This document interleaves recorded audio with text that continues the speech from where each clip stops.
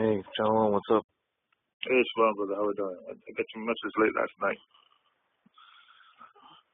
Okay, cool. What's going? You doing okay?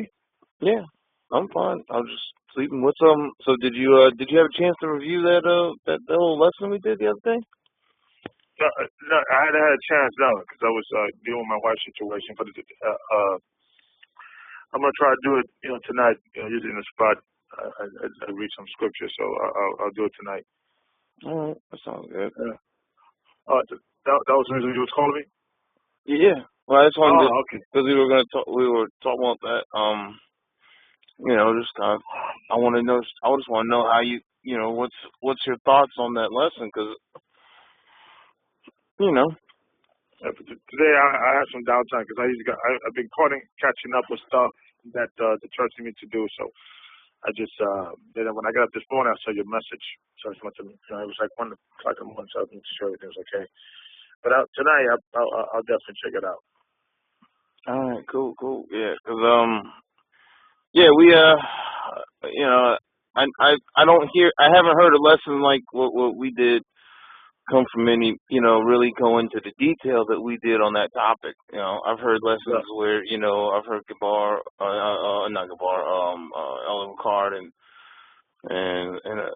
Lloyd go into more like some understanding of it, some deeper understanding of it, and a couple of like one advanced lesson I heard once before, and then he kind of broke it down a little bit on one of the classes, but I don't see a lot of in general, I don't see a lot of So the premise is Satan wants to kill us because what was it? I didn't even try to put myself. Because he knows that we're going to be his jury. We're going to be judging him. Right. He's trying to taint the Most High's jury. Because in the beginning, you hear stuff like where he says that he's going to make because the Most High is going to make kings on earth to judge. And then later on, you see, in the New Testament, he says, "Well, don't you know that you judge the world and that you will judge the angels?" Right. And then Satan is wroth with the children, with the saints that keep the commandments, because only the ones that are keeping the commandments and have aligned themselves 100% in all aspects. They do everything according to the will of the Most High. They have all the fruits of repentance. They forsook all their fleshly desires. They're rightly dividing the word, and they've totally gotten themselves right all the way along from every aspect you can think. Those are the ones that many are called, few are chosen. You're going to choose from them to be that 144 or and so on and so forth. So those are the ones going to be doing all the judging. They're going to be like the jury. Mm-hmm. And they're going to be impartial, and we go into a lot of scripture to break it down because it's not just a simple topic. You can't just make a claim like that without going into some scripture. So, right. So yeah, we show the correlation, and we show why there's a lot of people in this earth that are not being attacked because they're not enemies. Satan ain't trying to kill everybody. He never has been. He's only been trying to kill the law keepers. Yeah. I agree. Yeah, I definitely agree with that. Because they're not a threat to him. Yeah, no one's a threat to him unless you're going to be put in a position to judge him. And then but we go into all that. It's like it's pretty detailed. And I sent you the lesson thing, and that's what me and Qual, Deacon Qual, we came up with that. And we didn't come up with that. We were just talking about it, and it just really went into wow. And then, so we put the lesson together, and then, I don't know, that's the kind of things we've been doing. I love it, because it's really good, but I was just curious about, because I've never heard anybody, I've never heard any other deacons or elders or anybody, kind of go into that kind of stuff. But it was cool, though. I was glad to be a part of that. It was something it felt good to actually get a little bit more, a deeper understanding. And, the Most High revealed that, through me. So I was like, I was like, I felt kind of good for that because I feel like I'm a useful tool instead of being just hung up in the shed, never being used. So Right. yeah, that's All right, why buddy. So, yes, I'll definitely look into it, and we'll talk tonight.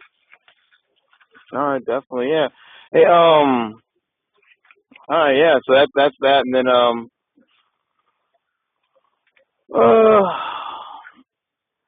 yeah, that's what the lesson's about. I gave you the breakdown of like even the PDFs of it. So we go through like the comments and then all the verses and scriptures, and then I have mine with the comments and verses and scriptures, and I show that I mean my understanding is a little bit more. I use a lot of the worldly things to explain, to show the correlation, because the people of this world, I mean, even though they do things foolishly, they still follow a lot of the principles that are still in the Bible, but they just do it from a more, secular kind of way. And I was showing the relationship. So that's what I did on the end. But he laid out, but Deacon Kowal, I mean, he laid the lesson out. I mean, that brother, my God, every time I hear a lesson he does, it's like, it's awesome. I mean, but most I really blessed him. And so, but yeah, that's what I just I don't know, I love it. I like it. It sounds good to me. So, All right, brother. Yes. So tonight I give you a call. We'll talk. Oh yeah, definitely. Hey, yeah, that sounds really good.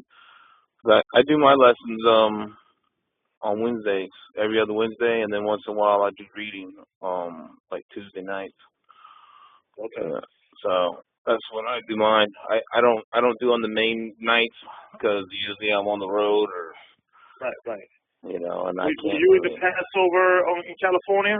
Yeah, I was. Yeah. Oh man, it was beautiful. Send me some pictures, man. I haven't seen some pictures. I was just telling Gabar to put some pictures on YouTube or so. Oh yeah, he has them. They kept them. They got pictures on his Facebook and stuff. So I got my wife to finally get in there and get them. I'm not my wife, my daughter. But yeah, I got a. What's Gabar's Facebook page? I don't know because I don't use Facebook. That's why I have my daughter do it all. Oh, okay.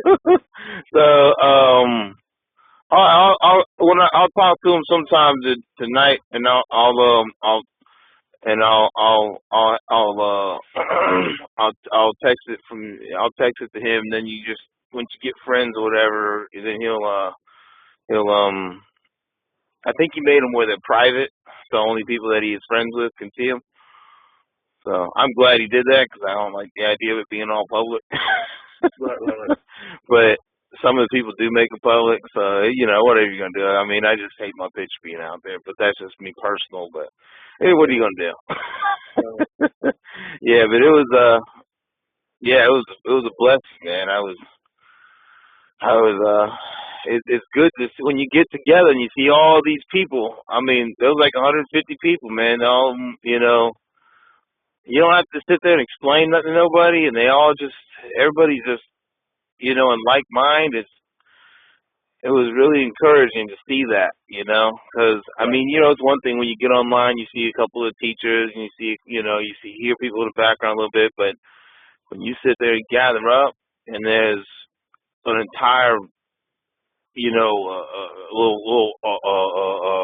like a coliseum or whatever, a small, well, not a big coliseum, but there's just an entire parking lot filled of cars of people that are all like-minded, all in white. Yeah, it was a good feeling, man. It was a good thing, and yeah, I'm looking forward to the next gathering we're getting ready to have, first fruits. Because what is there's three holy days you got to keep that you have to have the holy convocation, and then the other ones, you do them in your where you can, and so right. That was the next one's first fruits. We're going to do something for that too, and then I don't know. Next year we're looking into maybe having one Passover nationwide. So we're looking to Florida. So we're actually starting to look into now to announce it, where we're going to have it for next year, so people can start, getting ready, prepared, financially. So that's the plan we were talking about, yesterday. So in 2 weeks Oh yeah, you guys make hey, that'd be good. Florida. Yeah. That's a decent spot, I guess. Yeah, that's what we're looking to do. Well, for me, it don't matter. I don't know. Florida's nice, I guess. I don't know. We'll see. Because I had to fly. I couldn't. Well, I know I could probably have my truck parked down here or whatever. But I don't know. We'll see. Whatever's going on. Yeah. We got a year, so once we prepare it, that gives enough people to take enough, vacation time, all that good stuff. Whatever. Prepare, for a year. Yeah, that's what. It's funny when I say Elder Gabar, because I mean, our Elder Gabar in New York, in California, was telling the brothers and sisters that, that's exactly what you need to be doing. If you have time to, in the Passover is going to be, so start putting your money away now. Don't wait until 2 months before or a month before and then talk about you ain't got it, because that you gotta do what you gotta do. You know things are coming. This is the Most High said this is the whole convocation. You got to do it, and then broke the scriptures down. So so people are gonna be without excuse when it comes down to it. So yeah, that'd be nice. Now that I'm glad you mentioned that, because I haven't heard it yet. So, but yeah, it hasn't been official. So we actually. Yeah, well, Gabar, because he was in the meeting yesterday. Oh yeah, meeting. Yeah. So that's one of the things we're gonna try to do. Oh yeah, that'd be nice. Yeah, whenever what you guys make a more formal decision, that's gonna take a pretty penny for me, because it's one thing, drive to LA or Arizona or something, but Florida, that's a fly. Right. I gotta fly. Yeah. Well, because I remember a while back, my wife and I, we went to a wedding in Puerto Rico, and I think it was like $400 a person, and that includes the food and the hotel for that weekend.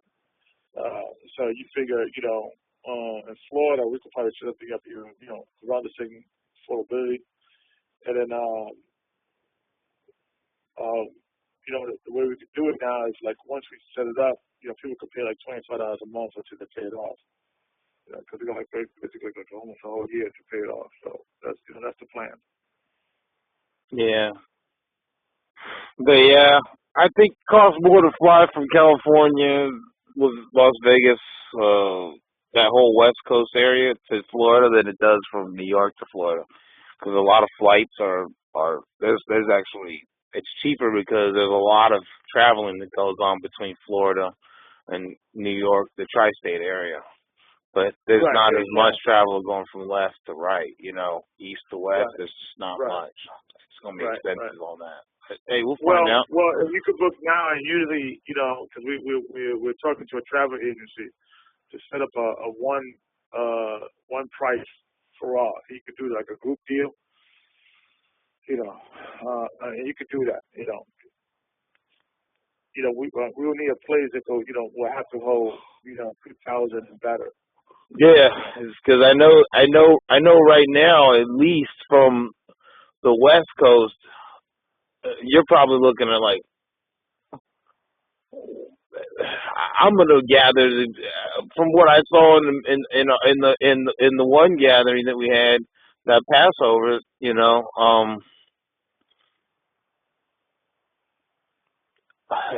God, I can't imagine. I mean, I know Chicago's got at least good 30 or so, and then I don't know how many in New York. Chicago's more than 30. Yeah, no. I mean, I'm talking about people that really.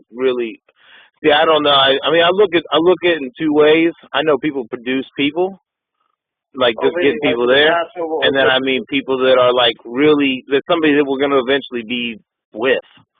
Because there's like, I mean, I don't know, what we kind of got something where it's like 100%er or somebody that's, that's really showing that they want to do what's the will of the Most High, and they're showing each other that. I mean, you can't really tell what anybody's heart is, but you can judge by somebody's fruit. So when you see people that are doing the work and are really trying to do something and be a part of something, and they're, that's how we kind of know, okay, this guy's serious. I Right. mean, and then We spoke about that because in front of the media, and I think we're gonna try. Within California, did anybody had called you? Can I give you up to date in regards to California? Up to date. What do you mean? In regards to the meetings and that we've been having, and are you in the dark? Anybody has talked to you in California? In the dark about what? Okay, well, let me give you a summary. Well, in California, we're going to be, not in California generally, but just throughout the coast, the coast of the United States and the world. Elder Recall, we met yesterday with all the deacons and elders, and we felt that this, basically what Elder Recall wanted to do is that when different areas are set up, a deacon is set up or a person is set up in a particular area that is stationary. I guess this, when I apply your situation, for you in most situations, someone who's stationary in a particular setting, they'd be appointed to a area. It's their job to grow their local area, and the online classes should be part of that, but it should not be only that. So I think Elder Ricard, in regards to how we're going to be doing, how you guys are going to be doing in California, because I know you guys have, I think, 7 days you have a class. 6 days. Well, five. Women have a night where they get on, they get to talk to each other, or it's just only women, so it's women can deal with women things, and then one night, every couple of nights. I mean, 2 nights out of the month, and then 2 nights are men only, and then 2 nights are lessons on how to go out and street preach, how to go out and deal with people and their different problems, their different, how to spread the word. And then the other classes are just like they have a confession false where people can kind of expose what's going on with them, and and encourage each other. To which I think that's awesome. And then there's this nights where we actually just do like lessons. And the only night that you really got to make it to, or that you're required to participate in 100% is the Sabbath. So I mean, the rest of the lessons are like they're open. You don't have to do any of them. You just right. No. But what we want to do is we want people to start focusing on as well building locally. If there has to be some fellowship or more fellowship, literally, and I know there's, you guys are, California, you guys are spread, you may have, 7 here, you may have 15 there, you may have 3 here, you may have 5 there. So those 15, those 7, those 5, those 9 people together, they have to try to grow their local area simultaneously while uniting California. So, because if, let's just say you're a deacon theoretically in Riverside, right? You're the point person there. Let's just say there's like 12 people with you, some are single, some families. And you guys don't meet in a weekly basis, at least twice a week or what have you, clearly in Shabbat, things of that nature, one lesson, maybe you go out street preaching. And then, maybe you have get-togethers with the family and things of that nature. When it's time for you to give us a report, theoretically, okay, brother, who's over there? Okay, we got 12 families. They're solid. We do this on Shabbat. We do this on Tuesday. We just do, you got to have a plan. I mean, you have a kind of like a protocol. Then you'll be able to work with people a little better I mean, you'll be able to learn people a little better, or because you work with them, and so you could give a more honest report on your congregation there. You understand? Yeah. So with Elder Ricard wanted to add that into the arsenal, so to speak, and to grow, because if nobody's meeting and everybody's talking on the phone, doesn't give you the opportunity to actually develop a relationship or even look at someone's personalities or flaws or things that you could work on, in a more better way. So that was, that's one thing that, Elder Ricard wanted to, attach within what you guys are doing. Not to, necessarily change it, but more tweak it a little bit, in regards to California. And everybody agreed, everybody was a good idea, because, now is the time that we all have to start meeting one another. That's why, we have no idea of maybe having one Passover to the United States. A lot of the brothers, we never met. We never met face to face, so other deacons, and, they have built a relationship, but a lot of relationships, is on, phone relationship, not a, relationship, so we're moving towards more everybody meeting. Yeah, so the irony of it is that everybody I've went out and I met, like when I'm driving around, I'm literally going across the entire country. The only people that I'm able to meet up with are people on the West Coast. I've tried to meet up with Elder Lamar Hab. I tried to meet up with Deacon Shathak in Kansas. I tried to meet up with the brothers down in Texas. I was trying to meet up with one of the elders down here in Florida. And no one answers their phone across the whole country. Only people that answer their phone and that I can get a hold of are people on the West Coast. They're the only people that actually make themselves available to answer their phone. And you're on the East Coast, you're the only person that answers their phone and actually reaches out to me on a consistent daily basis. But all the people on the West Coast, from Nevada, Arizona, California, Oregon, Washington, these brothers answer their phone. And I've actually met with them. I've met with them myself outside of, actual, gatherings. I've actually drove down and hung out with them, had lunch. I got to meet these brothers, and then we talk and everything. So, but on the West and East and the Central and everywhere, man, no one talks. No one answers their phones. They don't even answer their email. I'm not. How do you? I agree with you. That's why we need to change that. That's why. I think. Just my personal opinion. I think the rest of the country, the rest of the world needs to start acting like the people on the West Coast, because answering your phone, that's the first sign right there if you can trust somebody. Because if you can't get somebody to answer the phone, I don't care if you can see them or not. If they didn't answer their phone, how would I wouldn't trust them anyways. Right. To me, you're right. It's crazy. Yeah, well, we had the meeting, and we had we're going to be having a meeting every other Thursday. So that's hopefully that's something that we're going to be doing. So that'd be good, because communication. Remember the issue I had, right, with paying for the going in to get into the academy. Yeah. How they cut me off, and no one answered but you. The people that are they're doing the class over there, I don't even know where, Egypt or UK or wherever it's at. Right. They're not responding. I've sent emails, never even got an answer. I've called that number, never got an answer. I don't even know what's going on with the rest of the church, because no one talks. All I see is a video here, there, I get on.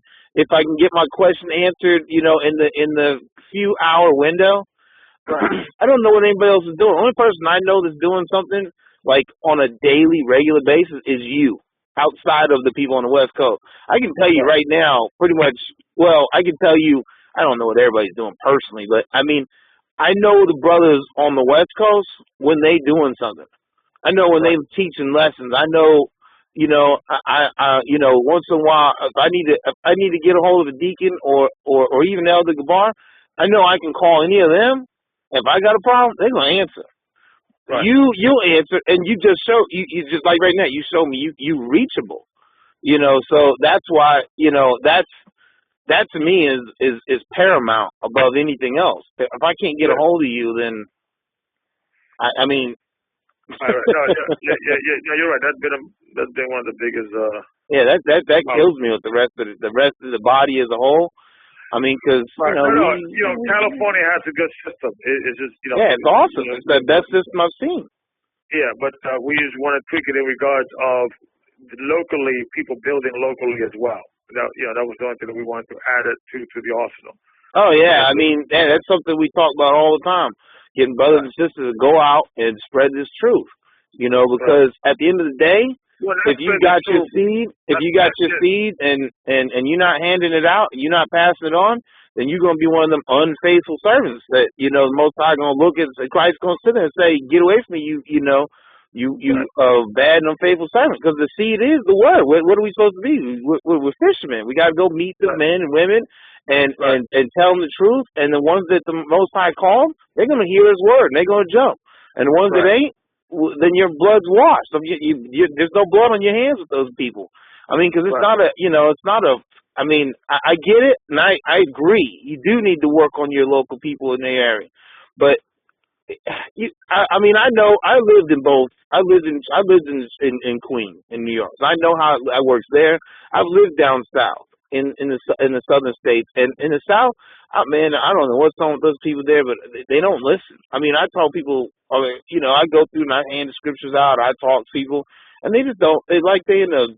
I don't know, man. But and then you got in the central area, you know, you got subways. I mean, you guys got it's good transportation to meet up in say. I mean, there's no reason why anybody in Queens or Jersey, maybe even Philadelphia and Long Island, you guys, it's a couple-hour trip. Boom, you are there. It's an easy way to get to each other. So I understand gathering there. You have to. There's no No, reason I'm not not to. talking gathering California. It's just locally. But You know, there is no like local to California. no, like for instance, like Texas. I mean, what's his name?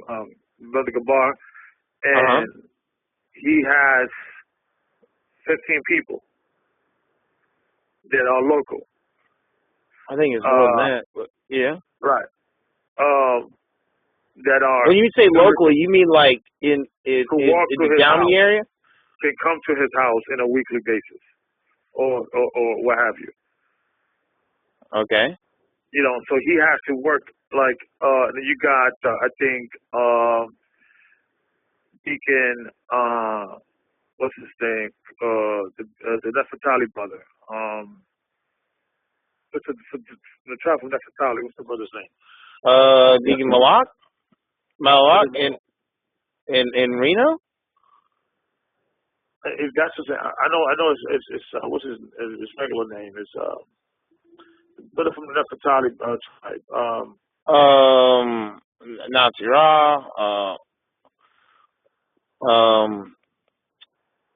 Deacon Kowal or Quentin, Not Quentin.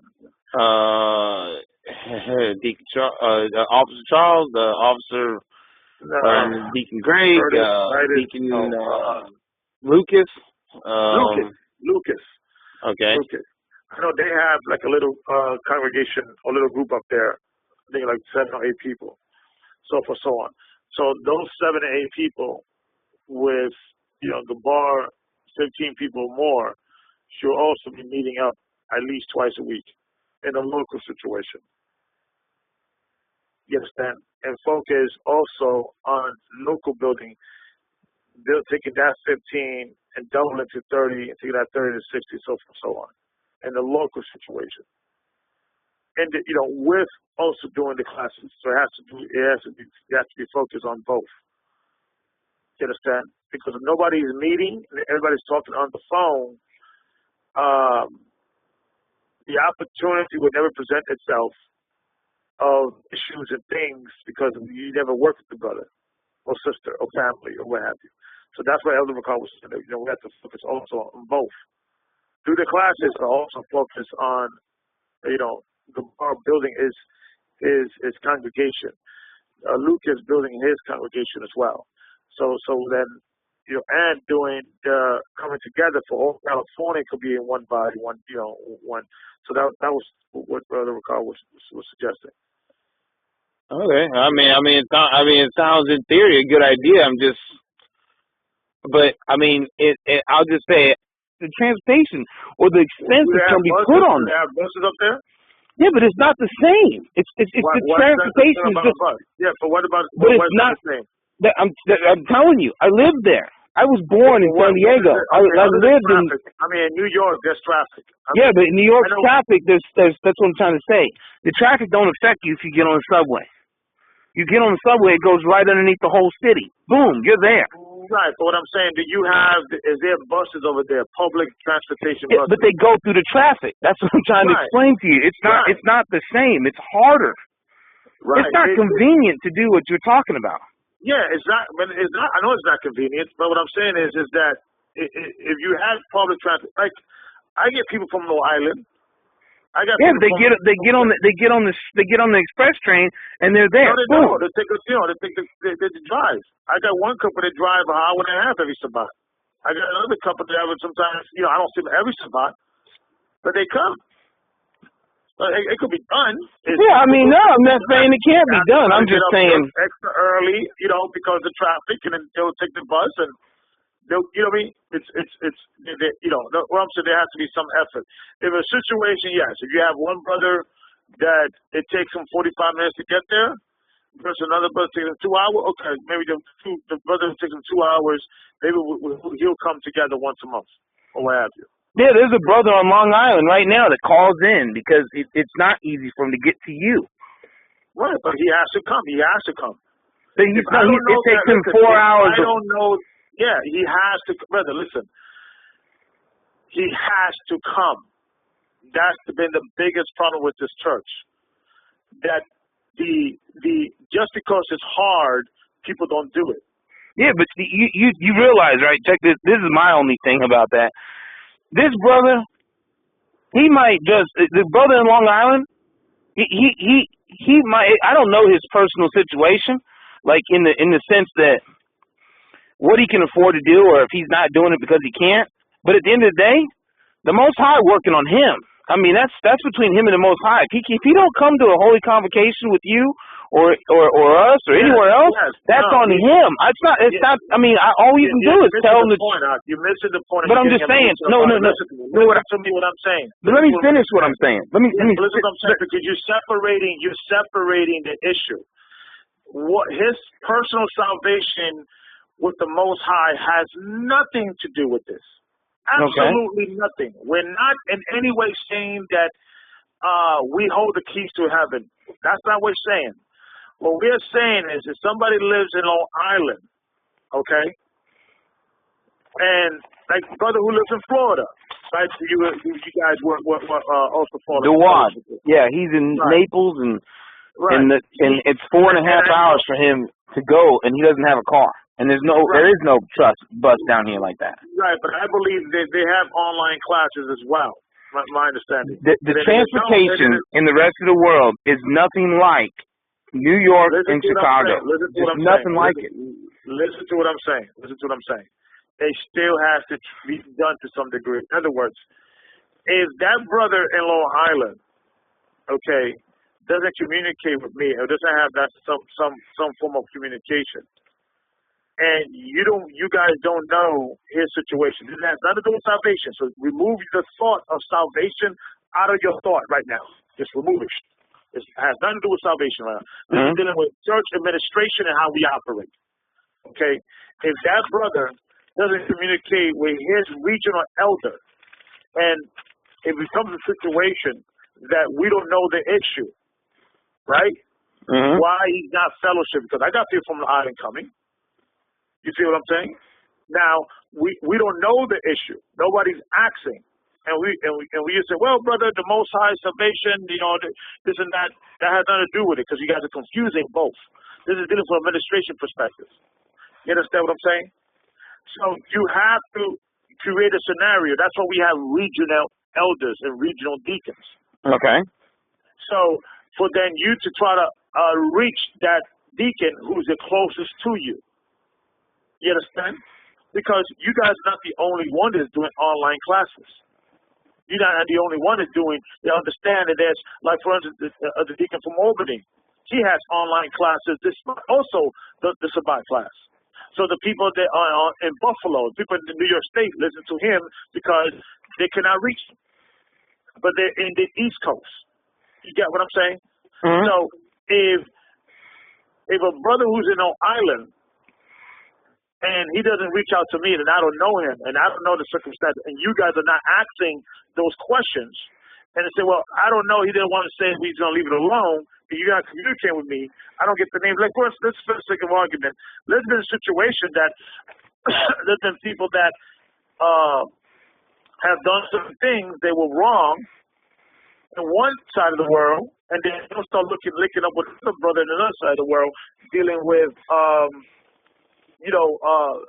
either marriage or how to fall in love with a mother, with disrespectful, things of that nature. That's the reason why the deacons in those areas should reach out to the other deacons in the other areas to say, hey, what's going on with this, brother? Is everything okay? This and that. Now, once we have a that's not happening. But just the point on that. But wait a minute. But you complain is not happening, but then you guys didn't do that. No, that's what I'm saying. Wait, hold on. Let me finish my thought. Okay, then I'm gonna make a comment about it. You made a communication, but if it wasn't for the meeting, we did not know that this brother in Florida was listening to the situation over there. And I think Gabar called to rock me out, and I know there was an issue with that, and that got fixed. So that's a side issue. Okay. The situation with the brother from Long Island, I should have been notified too, and there should have been a conversation in regards of why he cannot make it. Do you know Gabar? Does Gabar knows you? And then it was not that he could not continue to listen to you guys if he wanted to, but there has to be some communication in regards of that. So yeah, that's why I even asked you about him. I asked you, did this guy talk to you yet? Because I did hear about the fact that he wasn't calling or that he didn't come over, and I asked him, did you see this brother? I asked you about that almost like about a month and a half ago. The brother in Long Island. Yeah, the brother in Long Island. Yeah, I think I called him and left a message. It is now. I think I called him, left a message. But what I'm saying is that there has to be some communication. Like, is he communicating with you? Is he working? He's not working. What is his financial situation? Yeah, that's what I'm saying. He needs to contact you. He's in your area. No, but what I'm saying that you guys asked him. I mean, I didn't personally ask him. I don't know if the elder or the deacons did or not, but I mean, I do know that. Some people just, they call in, they listen, and they get the word. After that, I mean, if somebody's not making themselves available, well, mark that brother. It's not marking that brother. It's about just administration here. Well, administration-wise, just to say that, I want to make a comment about that. Administration-wise, I can't get a hold of anybody else. You're the only person on the whole, the whole entire GOCC church. We went over that bridge. No, but I'm just pointing out to you. But let me at least let me say what I'm saying though. You're cutting me off. Yeah, I know what I'm cutting you off, but no, don't cut me off. That's disrespectful. I'm not trying to disrespect you. I'm trying to finish what I'm saying. Yes, I understand. But you don't understand what I'm saying because you didn't hear me. Listen to what I'm saying. Listen, Elder Gabar, I understand what you're saying, but you're not listening to me. I don't want to resurface. I'm not resurfacing anything. I'm trying to finish a sentence. I wouldn't do that to you. I don't do that to my own daughter, and I don't do that. I'm going to let you do it. But thank you. You said before, you can't reach anybody because you already told me that. I know that. No, what I'm not. You don't know what I'm going to say. You know how I know. Move on to the subject matter.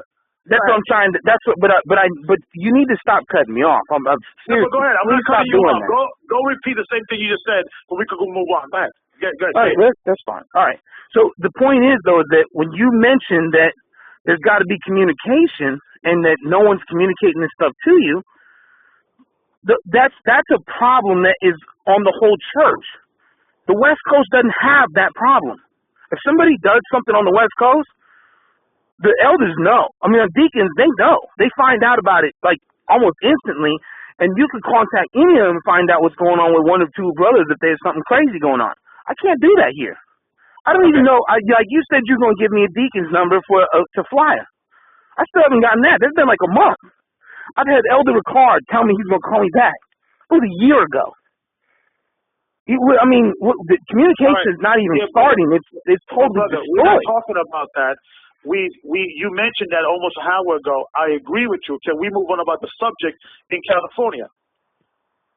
And okay, the only subject... If you're going to repeat the same thing just because you're either feeling a little tick off and you need to just re-mention that, I'm just going to cut the conversation because I'm not going to go back into the same situation just to make yourself feel better when I'm discussing a situation in California and you need to then regurgitate the same thing that you mentioned an hour ago. So for you could feel better because maybe you're feeling offended because I'm trying to tweak Californian situation. Why are you trying to tweak California? Every time we have a conversation. Let me ask you something. Listen. If the elders are having a conversation and we're saying there's certain things that need to be changed, we don't need people to get offended and start going back and say, well, you're the only one that I spoke to. Other cars, this and that, the other, and things like this, because the discussion what we have gets sidetracked. You get what I'm saying? And there's usually a sign that someone is getting offended because the conversation is not whether Elder Ricard doesn't pick up as strong as not. We're talking about a situation about California that we were talking about people, their highest congregation, so simultaneously focus on also building in their congregation and locally. And that we understood the area about is difficult in California. It's the same thing the other brothers said. So we understand that. So I don't need to hear about Elder Ricard not picking his phone because that's not the subject matter. You understand what I'm saying? Let's stay focused on the subject matter. I don't need to hear that I'm the only one that talks to you in the East Coast. That's not what we're on the phone for. I'm trying to keep you up to date. What are the elders are putting down throwing down the pipe in regards of it nationally. So the conversation is, so your mind said, okay, elder, let me focus. Okay, what can I do to do that? Now, a lot of stuff would not apply to you because you don't have a congregation. You're a truck driver, so you're also so you would not be affected in any way, shape, or form. Okay. Well, I hear what you're saying. I hear exactly what you're saying. You're saying that you want to focus on the issue of California having local gatherings. I'll throw across the country because California is not the only one that's having that same issue. You understand what I'm saying? You have deacons that focus more on the conference calls and focus more on online classes and not really meeting collectively. You're not the only one. Who else is doing that? There's other people. There's other deacons and out there what you don't know about. We had a situation in North Carolina about the same situation. There was two different conference calls going on, and there was confusion. There's no confusion on the West Coast though when it comes to that. Listen to what I'm saying, brother. I'm not saying that there's no confusion. I'm talking about that. I'm talking about there's confusion. There was issue with that. So what I'm saying is you're not the only congregation in the United States. There's other congregations. So across the board, we need to put a control on this people focusing on that. Well, I would love to start seeing some of the things that are done on the West Coast done around the rest of the church. That's what I want to see. I'm always going to worry about that because every single person in this church, the bottom line is, I don't follow the church. I follow Christ. I follow Yeshua. And if he's the one that everybody's got to be in line with. He said these fishermen and men. We're talking about salvation. So we went over that. We're not talking about salvation and Christ and all of that. When we all meet Christ in the judgment day, we have to answer to him. We're talking about church administration. Okay, administration. So if we are talking about church administration, salvation should not be part of the conversation. Correct? Well, yeah and no, but because they are intertwined. If somebody ain't doing what's lawful and ain't trying to do what's lawful for whatever reason, or they're trying to do things that they don't go in line with the scripture, then it's a major problem. Nothing in here that would not apply here because we're not talking about anything about the law. We're talking about meeting and phone conversation and online. Dude, that's what we're talking about. That has nothing to do with salvation. Has no iota whether we do that at all, right? So we're talking about church administration, and that's the problem that people use. You're like, I would say, the fifth person. I had a situation with Canada, the same situation, another situation in other spots, that every time we're trying to establish church administration, people are talking about, I follow Christ, and what the heck do what we're talking about here? It has nothing to do with what we're talking about here. You understand what I'm saying? And what I'm hearing is that people talk to good game was, we were, GOCC and this things of that nature. Then once something goes down the pipe that people don't like, we see people true colors. Wait a minute, what's going on here? Are we the elders here? Can we run a church? Can we run a church? I don't know. Exactly. Can we run a? Thank you. So let us run a church. So every time we put something on the line, we have to spend 3-4 hours communicating with somebody. Why are we doing this? And we need to hear sarcastic conversation. Well, I follow Christ. I don't follow men. What the heck are we talking about here? We're talking about administration. And you know what the funny thing is that when things doesn't go wrong or something goes wrong, everybody's calling me with advice. Elder, you know what we should do? We should do this, and we should do that, and this and that. And then when you agree with it, oh, let's go with it. But when somebody doesn't agree with it, well, I'll follow Christ. What the heck has to do with what we're talking about here? So if the elders put something down the pipe, whether you agree with it or not, if you want to be part of this church, part of the administration, then you follow it. Yeah, we want to hear your opinion. We want to hear your concern. We want to hear your disagreement. We will consider your disagreement, but you follow it. Well, I'll do anything that's in line with Scripture. No question. I'm not even gonna go with that. We're talking about Scripture here. Everything's about Scripture. Yeah, but listen, everything we're doing is in accordance with Scripture. Somebody getting up earlier. I can't even think. Listen, somebody getting up earlier on California because it's harder for us to travel, and having somebody work on doing that to fellowship, okay? It's administration. Now we could go into, well, brother, the Sabbath is a holy convocation.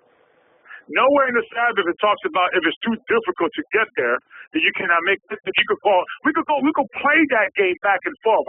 You understand what I'm saying? We're in captivity right now. What we're saying is we've seen this a national problem. This is a national problem in regards that brothers have congregations, and because they're more focused on meeting online. Like people always tell me, Elder, why don't you put the Tuesday classes online? And the reason why is because I would have no classes if I do that. People get, sometimes complicit. Now, in California, it may be a unique situation. And I'm not saying it's not a unique situation.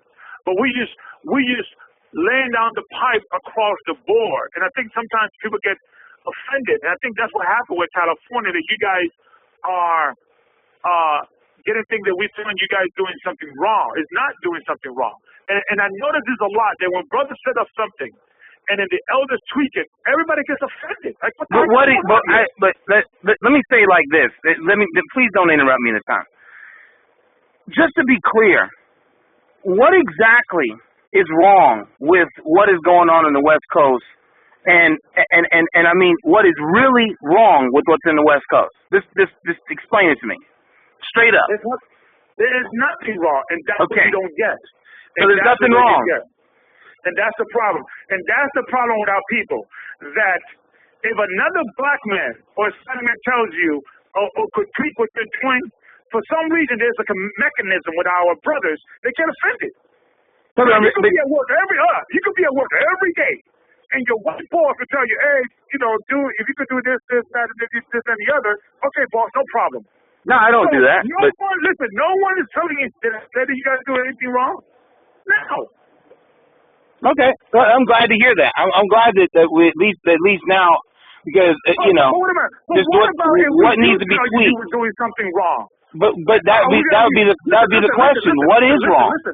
Yeah, but what I'm saying, that's the problem is that what if we're doing something wrong? But you didn't tell me I'm doing something. You didn't say there's something wrong, though. This is the problem, though. This is the problem. There's no problem. Listen, wait. Let me stop you on that one. If there is no problem, then what are you trying to correct? It's not correction. It's making better. Okay, well then, why? I mean, and then in all honesty, why don't you use what's going on in the West Coast as a template on how to make it better across the whole country? They communicate here. We could focus on that later. And you are proving me right. How did I prove you right? You said there's nothing wrong. Right. Listen, brother, we are not talking about, and that's the problem, is that because we are tweaking, you guys are getting offended. And no, I mean, your own words. Listen to me. As God is my witness, you said nothing's wrong. Listen to what I'm saying, brother. Listen to what I'm saying.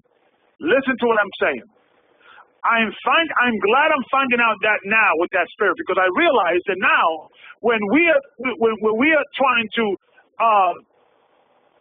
generally speak about situation, you guys are getting offended. Like you can't be talked to. Like, how dare you talk to us? We got everything perfect.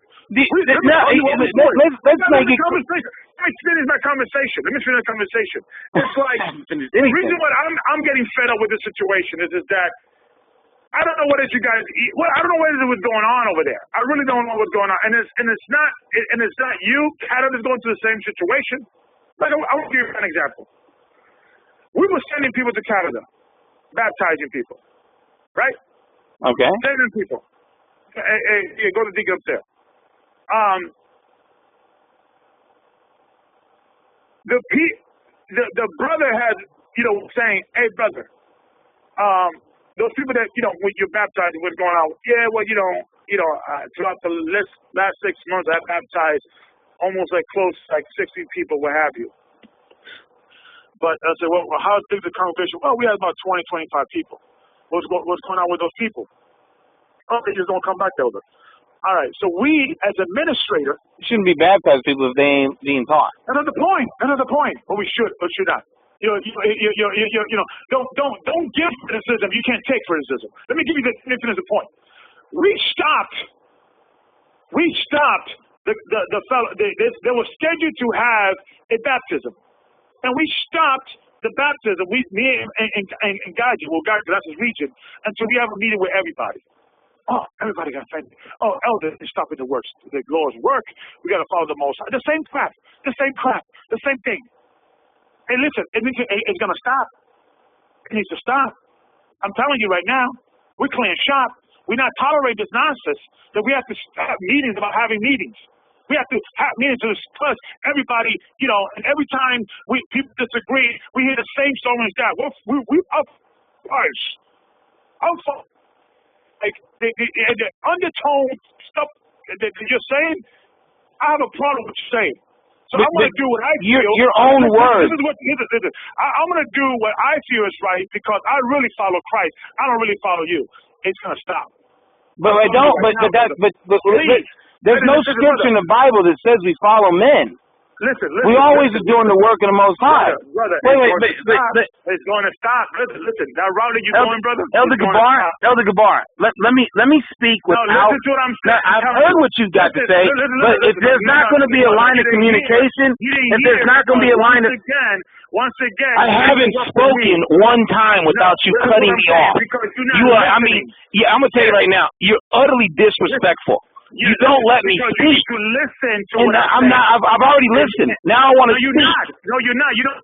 You know why you're not listening? Because I respond. You don't know what I have to say. You cut me off. Well, we are saying. Listen to what I'm saying. But you don't know what I have to say because you keep cutting me off. No. Listen to what I'm saying. Do you know that even in a court of law, they will listen to you speak? You're not even showing me the respect that the world will show me. I don't understand. How can I listen to somebody correct something that they themselves say there's nothing wrong with? Give me 30 seconds.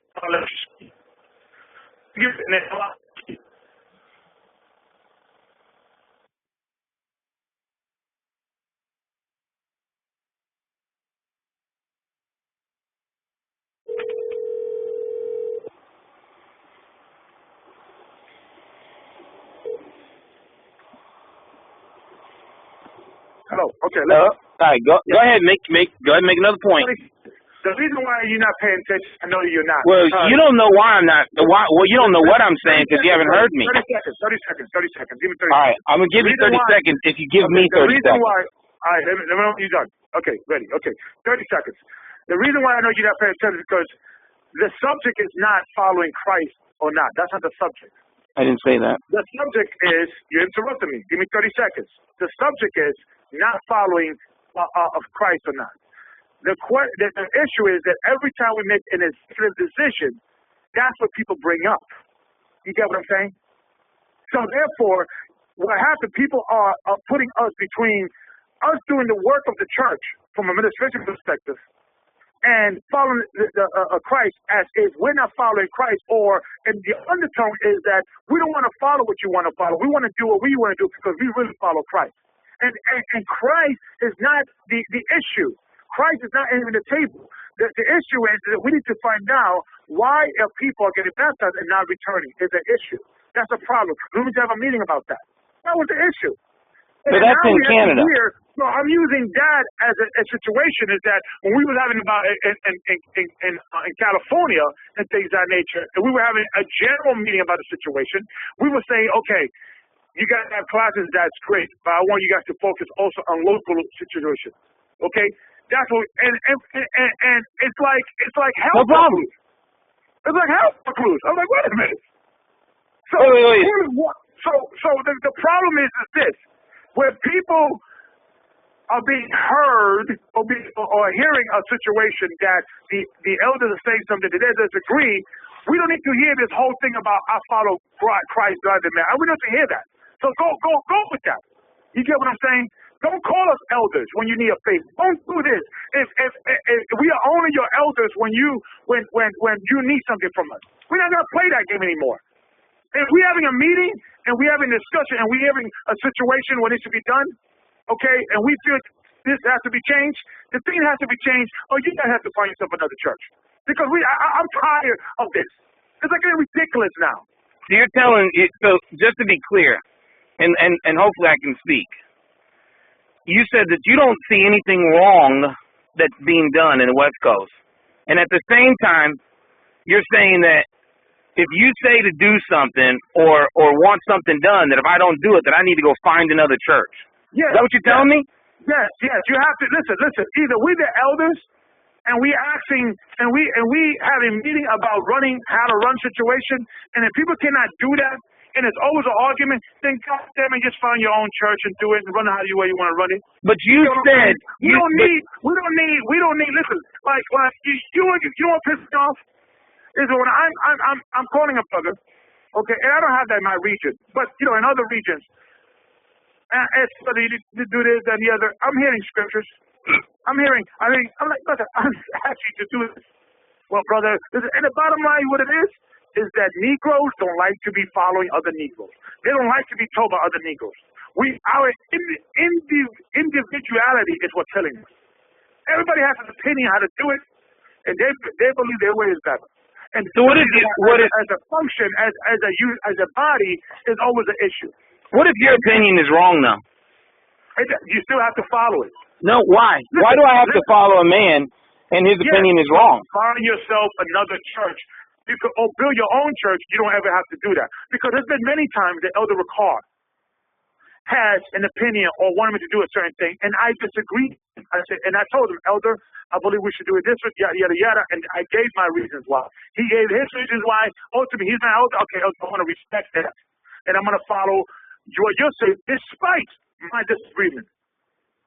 Because I'm a company man. I understand the thing has to move on, and sometimes people have to take a position. So, yeah, but just to be clear. Listen, I don't want you to call me elder if the only thing you're going to do is the thing that you agree with.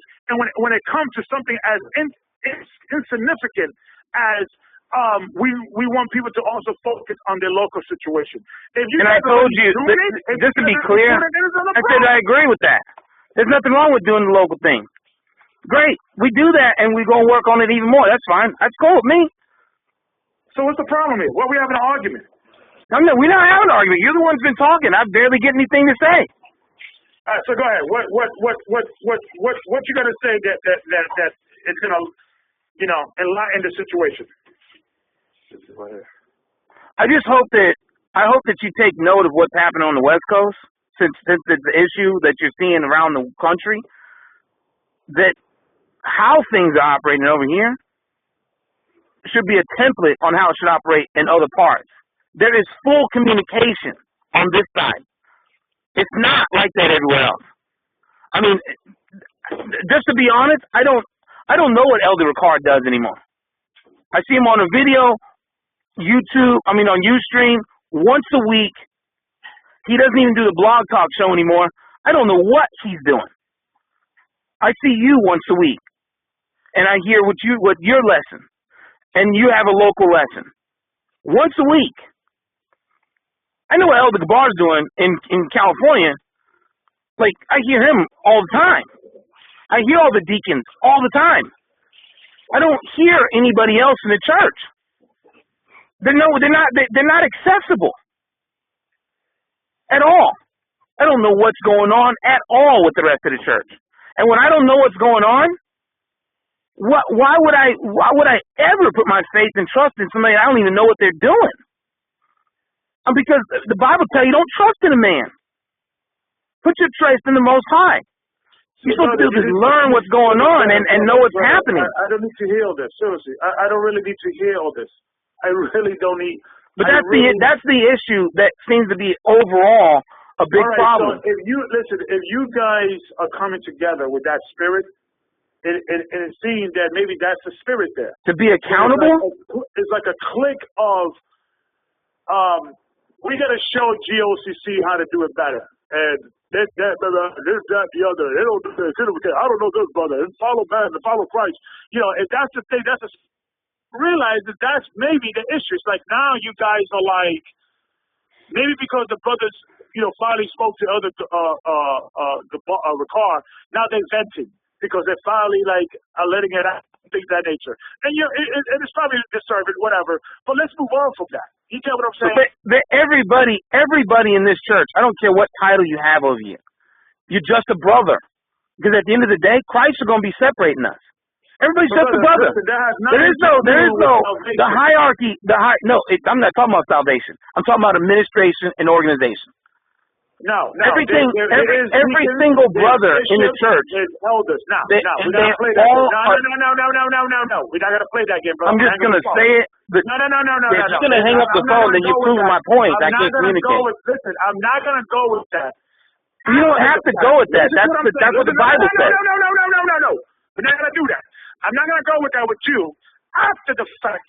After the fact, you're already in, you're teaching lessons, people looking to you. We all brothers here. No. We all brothers here. That hasn't changed. Listen, that's beside the point. Let's not get misunderstanding. There is an anarchy here. Of course there's a hierarchy. I really dislike when brothers do stuff like that. It has nothing to do with the subject. We know we're brothers. Yeah, listen, I love you. This has nothing to do with the situation. But there's going to be a structure. There's going to be a structure, period. And it's like we're only cool as long as we're doing what people want us to do. The minute we do something or we tweak something, and I truly believe that is a spirit that now people get venting now, and then now it's like we're trying to have these meetings and we're trying to have move forward, and it looks like people just venting and complaining rather than moving forward. And then it comes a situation that we're not going to be in a situation now that when we're having an administration, okay, station, I don't need to hear about Christ is going to separate us, and I don't need to hear that, brother. I don't need to hear that, seriously. I really don't need to hear that, because that's the truth. That's Christ's problem. That's Christ's issue. Until meantime, we have structure here. We have structure here. Period. So are you saying we have a dictatorship or do we have structure? We have structure. Okay, structure means that if there's an issue or go ahead.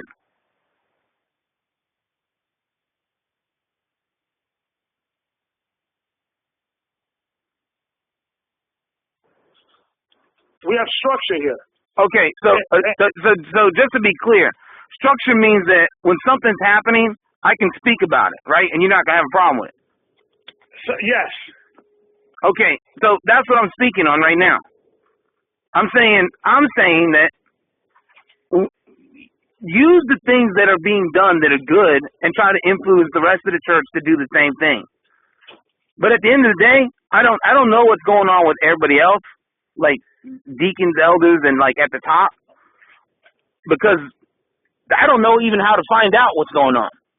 But you're not the validator of GOCC. What you need to do? So what I'm saying is. But let me say it like this. There is no blind faith when it comes to another man. It ain't going to happen. I'm not going to do that, ever.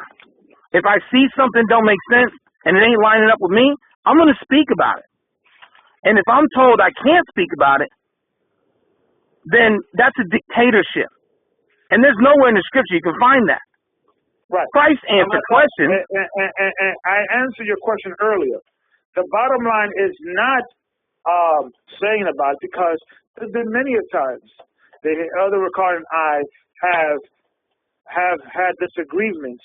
I have told my disagreement, and then we have made a decision and how to move forward. You get what I'm saying? But it's not a 5-hour conversation. So that's fine. It's not about a 5-hour conversation, but I'm just saying, I've never heard Elder Ricard talk about anything going on the West Coast. You know how long it took for me to find out who was the appointed elder? It took me almost a month for me to get an answer from people. That is an issue that needs to be immediately addressed. It's like we can say but all day long, but let me finish.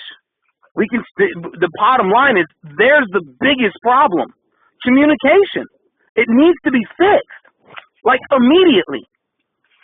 Because if you don't have communication, then the people that you can communicate with is where you're going to go. If I can't, I might be able to get some help with if I really needed it. But I haven't come to the church for anything. The church hasn't given me anything other than, the Most High has used the church to show me things in the Word. But actually getting something from, I don't even know where you're going.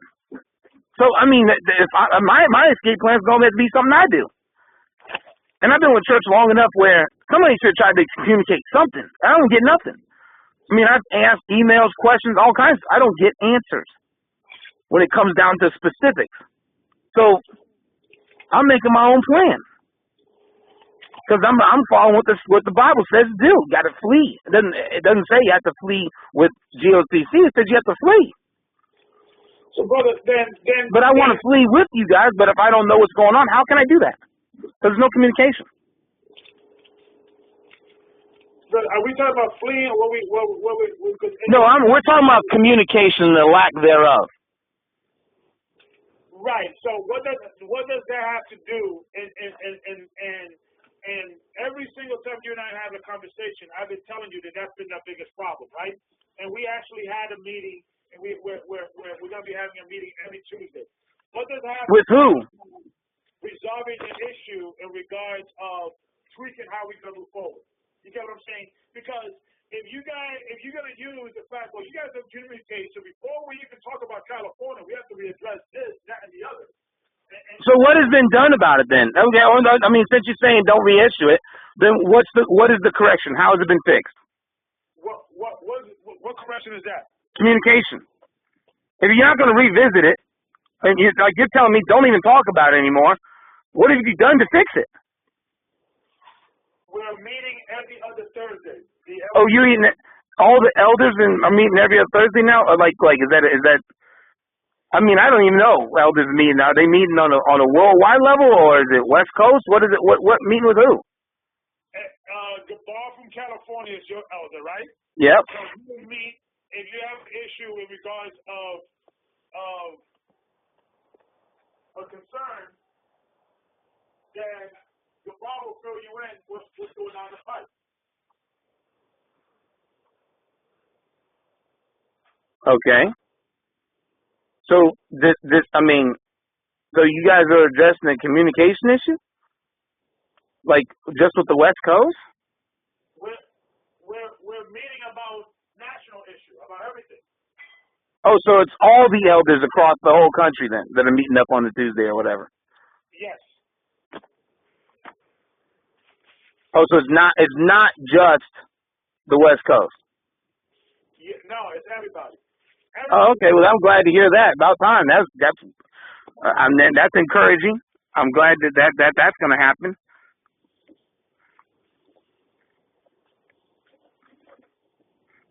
And then, well, that'd be great. I'll get with Elder Gabar and find out what resolutions have been brought into that. Because I'm glad to hear that, because communication, that's the core of anything. You can't have a structure without communication. There is no structure without it. Two cannot walk together. They can't even talk. So that's good. I'm glad to hear that. So. Well, I can tell you like this: if at least from what I've gathered of this whole thing, the only two issues I've heard from you is that, number one, local gatherings, focus on them, encourage them, and make them happen to the best of your ability. And number two, if something is wrong, take the correction. Yeah, that's no problem with that. But that's the two. We thought about doing a Passover. One place looking into that as a possibility. We spoke about other things. The only issues that we began to harp on and to be is everybody in California. And it became a situation where when we discussed stuff about doing certain things, California has got all bent out of shape. I'll be honest with you. And we're doing something wrong. I don't want to, nobody's talking about, nobody's stealing you guys out. Oh, that's good. You get what I'm saying? It's like everybody's getting offended because we're having conversation about, generalization, and California's getting all bent out of shape. And I think what happened is that you guys it's a combination of launching out. That you're already upset of the lack of communication. So when we are tweaking something that you guys are, is connecting with you guys, it's like, well, before we fix this issue, you got to fix that issue. I think that's what basically what happened. It's like. But don't you think communication should be addressed before you try to communicate something to somebody? It's just in logical order. Well, we're communicating, and we're having a meeting about communication, right? Then get communication straightened out first, then worry about the other issues. We're communicating. We're having the first meeting. So the first meeting, are you going to bring up communication and how the whole church is going to be able to communicate with each other? Yeah, we're gonna be having a situation that we're gonna be meeting every Thursday. That's how we're gonna be communicating. Okay, so there's going to be a Thursday meeting.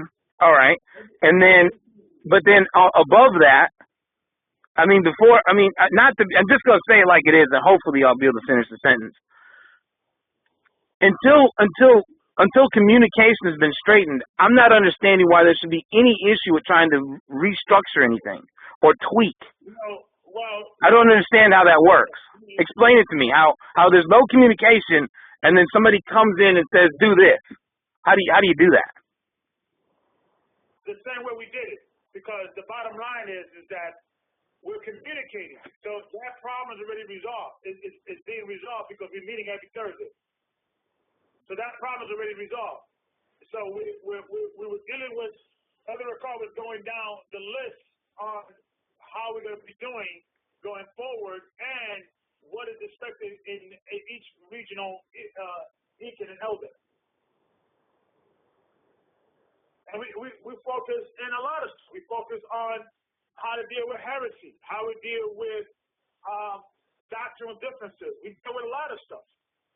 Yeah, heresies, that's pretty simple. If it ain't in the scripture, you can't bring it. No, heresy is not. That's not heresy. When you take a doctrine that's not, is there any doctrinal issues in the West Coast? Huh? Is there doctrinal issues going on in the West Coast? No. Okay, so that's heresy. Anything heresy is about doctrine. Doctrine's cool. Okay, so how do you deal with? But what I'm saying is, we were talking about a plethora of things. We were talking about doctrine and things of that nature. Well, doctrine. If there's no doctrinal issues, then that's not even a point. But the world is not evolving around California. We were speaking to other deacons from other regions. We were having a meeting, but for everybody, not just California. Oh, okay. So it wasn't okay. I didn't know. I don't know. I don't even know what I knew something was going on, but I didn't know what it was.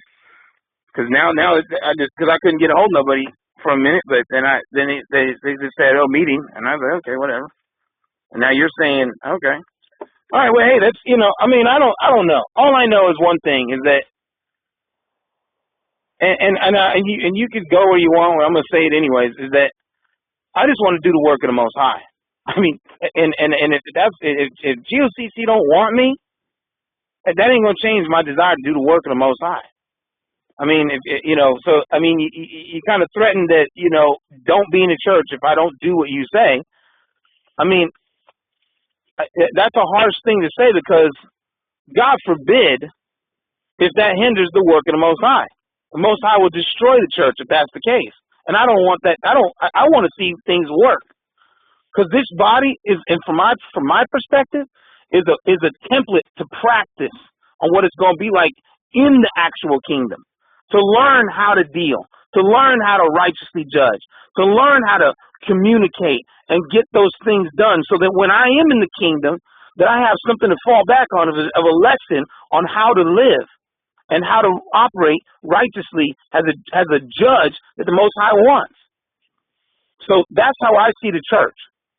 A time to learn, a lesson, to get structure. Let's cut a deal. I will never tell you that again for the rest of life, as long as when we are having discussions of administration, don't ever tell me I follow God rather than man. I don't need to hear that. Unless you're ready to leave the church. So if I telling you something down the pipe or you hear from Gabar or somebody else and you disagree, don't tell me ever again, as long as you live, I follow God rather than man unless you're ready to leave the church. Then we have to have a conversation. If you disagree or you feel we could do it better, we would like to hear your opinion. But I don't want to hear anything about God and salvation and I follow Christ and the work must be done. I don't want to hear none of that. And you will never hear from me ever again that type of talk. Deal? You're just telling me not to speak about something, but no, unless I want to leave the church. Why does it have to be that I have to leave the church to speak what I believe in my heart? Listen to what I'm saying. If you hear something down the pipe 2 weeks from now, 3 weeks from now, what have you, the Gabar tells you, hey, this is what's going down, and you disagree with it, and you feel that it's not a good situation, you tell Gabar, hey, Gabar, I think we should do it this, that, and the other thing, this and that, what have you, and then that goes up the pipe, and then we could look at that, and we could make the adjustment if your way is better, right? And that's how we're going to operate. Going forward, if something goes down the pipe you disagree, we don't need to hear about we follow God rather than man. As long as you don't say that, I will not say, brother, you find yourself another thing, then go do that. Because I'm not disrespected, and I expect people to be respected when people disrespect. But that is disrespectful. We don't need to hear that. And we are trying to run that situation. You realize... We may disagree in opinion. We may disagree with that. But the work must be done.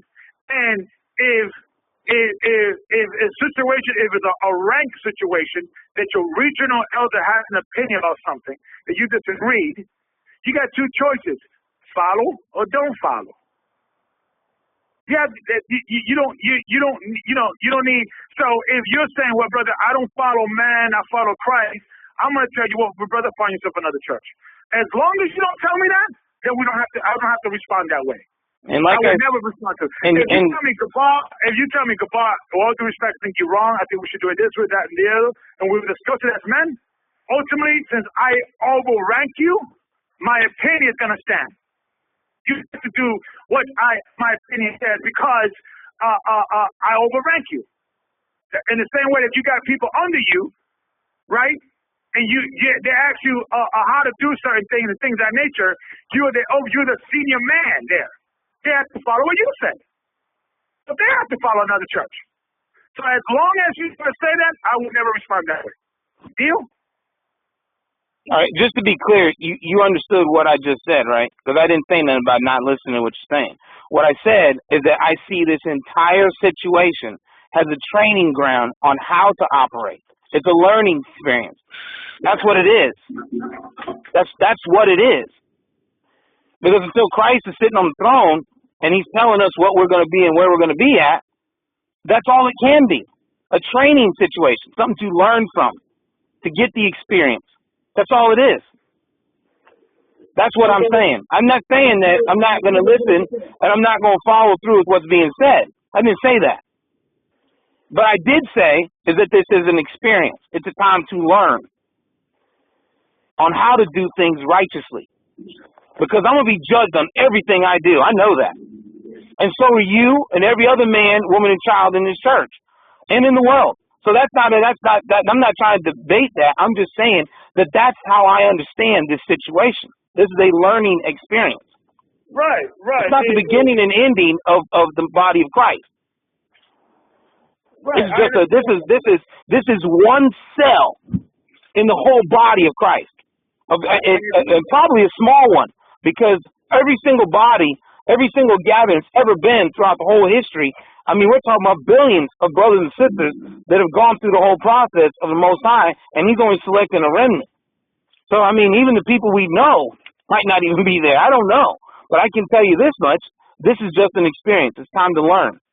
I'm not saying anything about not doing what you say. So if you're going to, I find it highly disrespectful that you keep bringing up the idea, if I'm going to say anything about following the Most High, that I need to leave the church. Because if that's really where you're going to put it, then I'm going to leave right now. I didn't say that.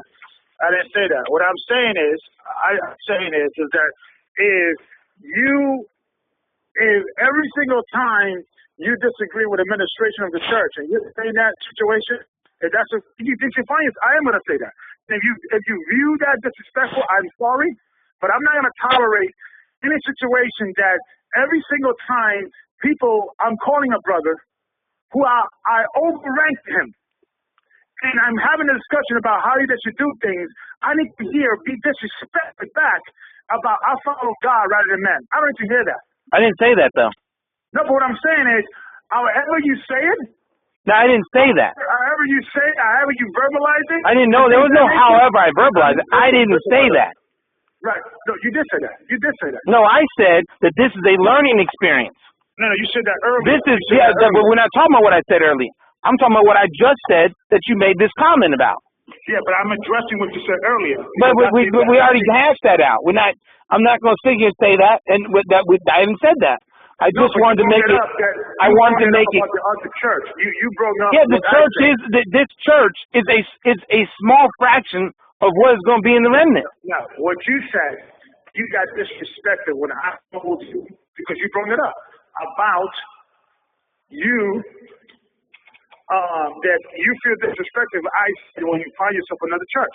And anytime you're going to say, just to be clear on that, too. So I'm bringing it up again. Well, since you brought it up again, I'm going to tell you what, brother, as long as you don't start talking about following God rather than men, that's what you said earlier, then I don't have to ever say that.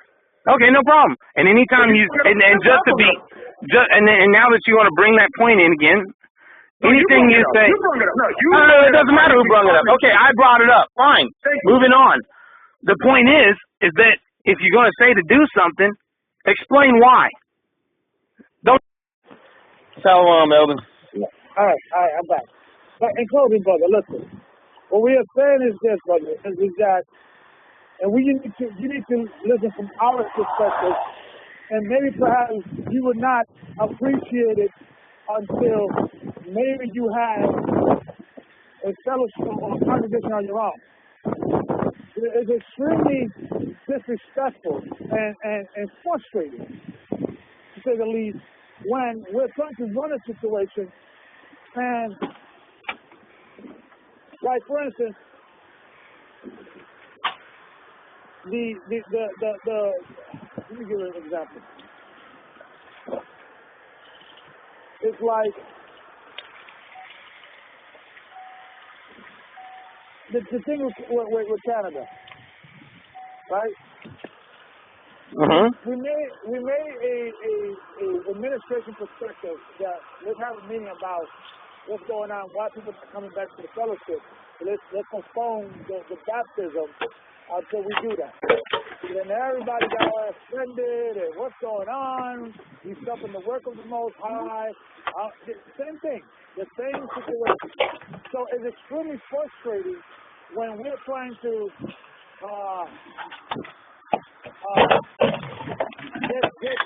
and I'm using the situation in California situation, that every time we have a conversation trying to get our head in a grip of something, that we hear the same story every single time. What scripture is that? Explain to me elders and that. And the thing is getting very frustrated. Like everybody that we sent to Canada, for instance, right? We send them. Those from the work of Elder Ricard. It's on video. You get what I'm saying? So those are the ones GOCC. So those are our work. So the way we look at it is like it's like a company. We got the owners and we got the managers. But the owners are sending the workers to the managers, and their job is to manage. And I'm not talking about on you. And I guess me venting out is that when we're trying to make an executive decision, we have to have like 3 hours conversation about why we're doing it with the membership there, with the leaders there, not even the membership. And not only the leaders are feeling a certain kind of way, they're bringing that same energy towards the congregation. Like for instance, the conversation you and I are having, okay, should never be repeated with other members of the church. But that's happening within the across the board. And then people start feeling a certain way about the eldership. And then when I'm calling people, there's already a seed being planted on people and negatively. You can't run a church that way. And I have said this before, and I've said it again. That's our biggest problem, to be honest with you. Outside of communication, and that's probably a close second, or we could debate which one is the most important, is strong leadership. We have issues that leadership are doing things that they should not be doing in regards of getting leadership positions. So I hope, brother, because the Bible says you've been appointed as a deacon for Elder Gabar, correct? Yeah, you say that part, say that last part again. I didn't hear it. Mine says you've been appointed as a deacon by Elder Gabar, correct? I'm not a deacon. I'm just an officer. You've been appointed as an officer by Elder Gabar, correct? Well, I mean, he's the one that did appoint me, but in all honesty, I mean, I say the Most High did because I got to do this work, man. I got to do this work one way or another. But yeah. But I'm just clarifying what you're saying. I'm not going to sit here and make a claim or statement that I don't know to be true. Right. So what I'm saying is this. The Most High, through a man, appointed you. You are an officer, correct? Yeah, I'm an officer. Okay. And you accept that position, correct? Exactly. Okay. But I made that, when I took that position, just to be absolutely clear, I didn't swear before man that I'm going to do it. I swore before the Most High I'm going to do it. The contract, the agreement I have is not with man. Right. Right. If church falls apart tomorrow, I still have this agreement with the Most High. I'm going to do his work. I'm still going to be held accountable by his word, not by the church. Church is here or not. Right, so that has nothing to do with what we're talking about here. But I'm just clarifying that that's what I took. I didn't just take a regular oath or whatever to the church. I'm trying to tell you that that is extremely annoying and disrespectful to the eldership. Okay. You get what I'm saying? No, I mean, I hear what you're saying, but I don't understand it. I don't think you hear that. I don't think you hear that. Because you know why? Because the undertone line on that is that, you know, I understand what you're saying, but I really follow the Most High. I don't follow you, brother. But that's not, I'm not going to lie to you. I don't follow you. I follow the Most High. Why do you want me to lie and say that? I mean, but I'm just making sure you understand that that's what I'm saying. I guess it's hiding. I guess it's like. If it doesn't matter to you, let me ask you this: do I follow you? Do I follow Elder Ricard? I'm just asking you. Am I supposed to follow Elder Ricard or follow you? Well, you follow the Most High through men because the Most High always says men. Okay. Well, now I'm just making sure that when I say this, because I don't want to be in a position where I have to be held accountable for my words before Christ on Judgment Day of I'm following Elder Ricard, I'm following Elder Gabar, I'm following Deacon this, Deacon that. I'm not following them. I understand what you're saying. So I'm not going to change that. I mean, I will say it like this though. I was appointed as an officer by Elder Gabar, but my oath that I took was to the Most High. I don't know how else to say that. But that's not the.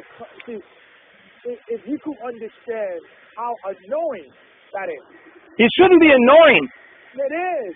Why is it annoying to you that I acknowledge that I follow Christ and the Most High, not you? No, if that's not the point, that we all know that. Oh, okay. So you don't want me to say it. Okay, well, I mean, now that you... Why do we need to hear that when I'm trying to prove a point that it's not... So just get to the point then. Because you are interrupting me about you following man and following God, and I'm trying to have a conversation about something that is unrelated to that. We are all following God. We all know that. We know this. We know that. Okay, so I'm sorry. I apologize if that was what you were getting out of that. I wasn't meaning to say it like that. That wasn't my point when I said it. I just don't want to say something that's not true. This conversation you and I are having should not go any further. That's what I'm saying. Where I was using examples of what's going on with the national circle we were trying to resolve. Okay. We're going to be resolving every week. Now, in regards of communication, we are resolving issues because we're meeting every week. Not only with California, but with everybody. Good. Okay. All right, so I'm an officer. But what I'm saying is this, brother. What I'm saying is, I'm using that as an example. So this conversation should not go any further with anybody else.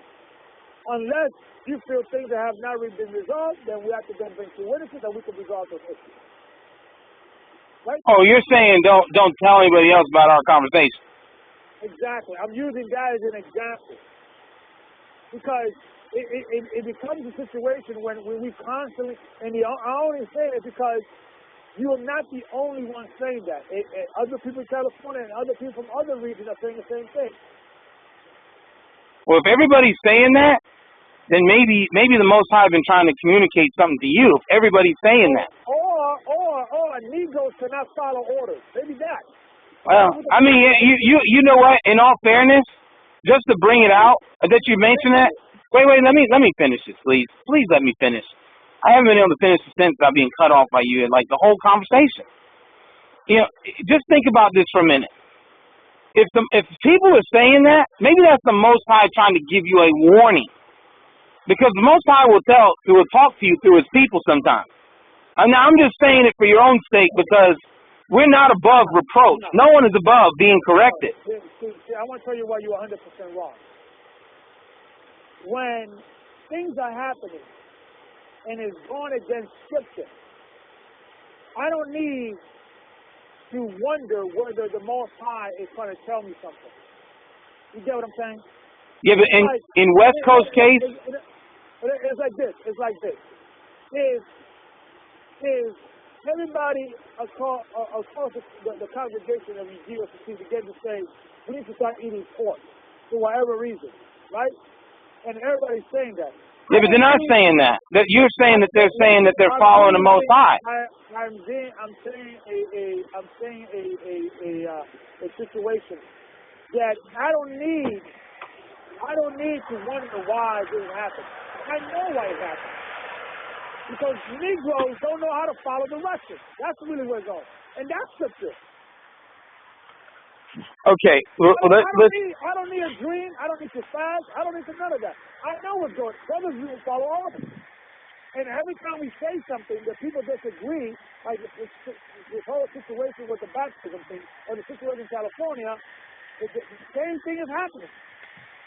So one's telling me, we need to buckle down. That's what's telling me. With that. We need to, yeah, you're right. We need to communicate more. We need to know more what's going on. And you will only appreciate what we're saying after you have your own congregation. And that is to piggyback what I was saying earlier. That's the reason why we're saying that people have to fellowship. And we need to know people better. Because everybody is different. Everybody is good until everybody goes to that honeymoon stage. Until everybody agrees. But the minute somebody disagrees with something, that's when all hell breaks loose. That's what we're seeing. So you're right. We do have to communicate more because we need to show and prove whether people are going to follow direction. Because we have a structure here. Well, I agree with that. When we by ourselves in the wilderness, we're not going to have the police. We're not going to have the court system. We're not going to have hospitals. We're going to be the police. We're going to be the court system. We're going to be the hospital. And you realize, right? And the only way this will work, people have to follow direction. Elder Gabar, you also realize it's not going to be only GOCC out there in the wilderness. Listen, I agree to 1,000%. But I only focus with GOCC because I'm not a member of AOC. I'm not a member of AUCPK. I'm not a member of this group. I know, I'm just saying that it's not going to be just GOCC. That's probably going to be hundreds of brothers that came from everywhere else. I agree with you 1,000%, but I'm not dealing with that. I'm dealing with people that I know. And the people that I know, I'm fellowshipping with brothers GOCC. Well, and there's also another aspect that if decisions you make, let's just say for sake of argument, this conversation didn't go as well as it is. And you ended it by, well, if you're going to say that again, that you got to leave the church. And I leave the church, right? And then I don't end up going to the wilderness. Because of that conversation we just had, my blood will be on your hands. It will be on your hands. But you know what? That may happen.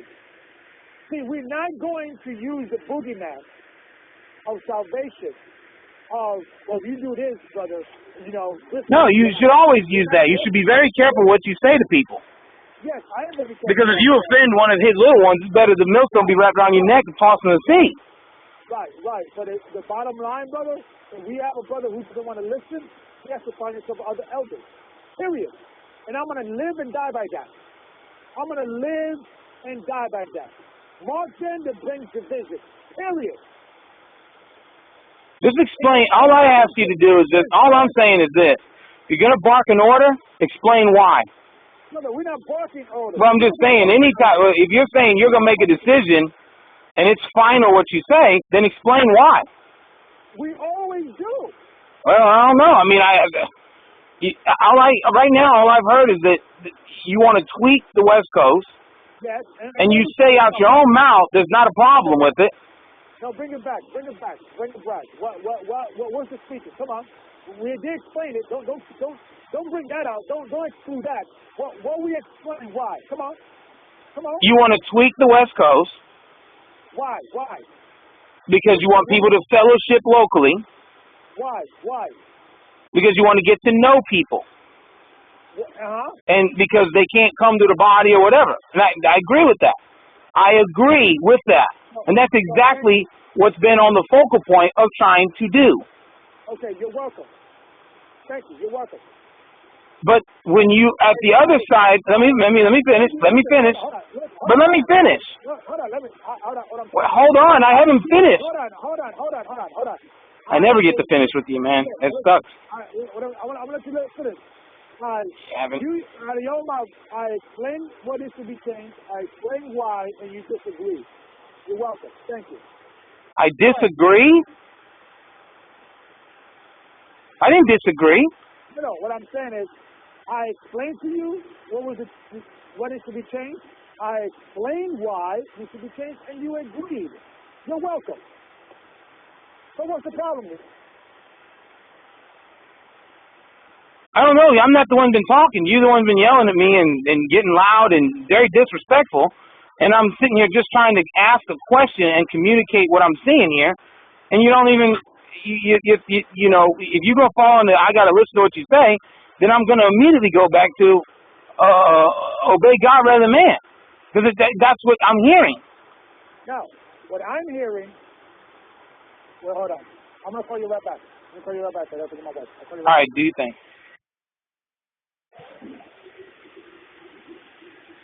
All right. Okay. So work on the church locally in the local areas and do whatever I can do to help out with that. No problem. Right. And that's what we're trying to say. We were not saying we're doing anything wrong per se or what have you. But the situation is that when we have seen something and we need to see something to change, and it doesn't have to be a 3-hour conversation. That's what I'm saying. And it's something as insignificant as this. Like, I pick my battles with other Wakars. You get what I'm saying? There should be no battle. No, but I do. I'm telling you how it is. I pick my things. I'm on a situation because I understand. Well, this is general. Because we as people have to learn how to work with a system rather than working outside the system. And there's different personalities. There's different, like sometimes go to the bar. Sometimes he rubs people the wrong way. And I tell people that you have to deal with him because you could be in a job, right? And you may be in a situation you don't like your boss, you can't work with him. So in this part, and the same thing still apply with his church. There's going to be certain deacons or whatever, people in there that want to sell us. Let that be on them. Now, I'm not saying there's not protocol for you to address these issues because they have been, right? And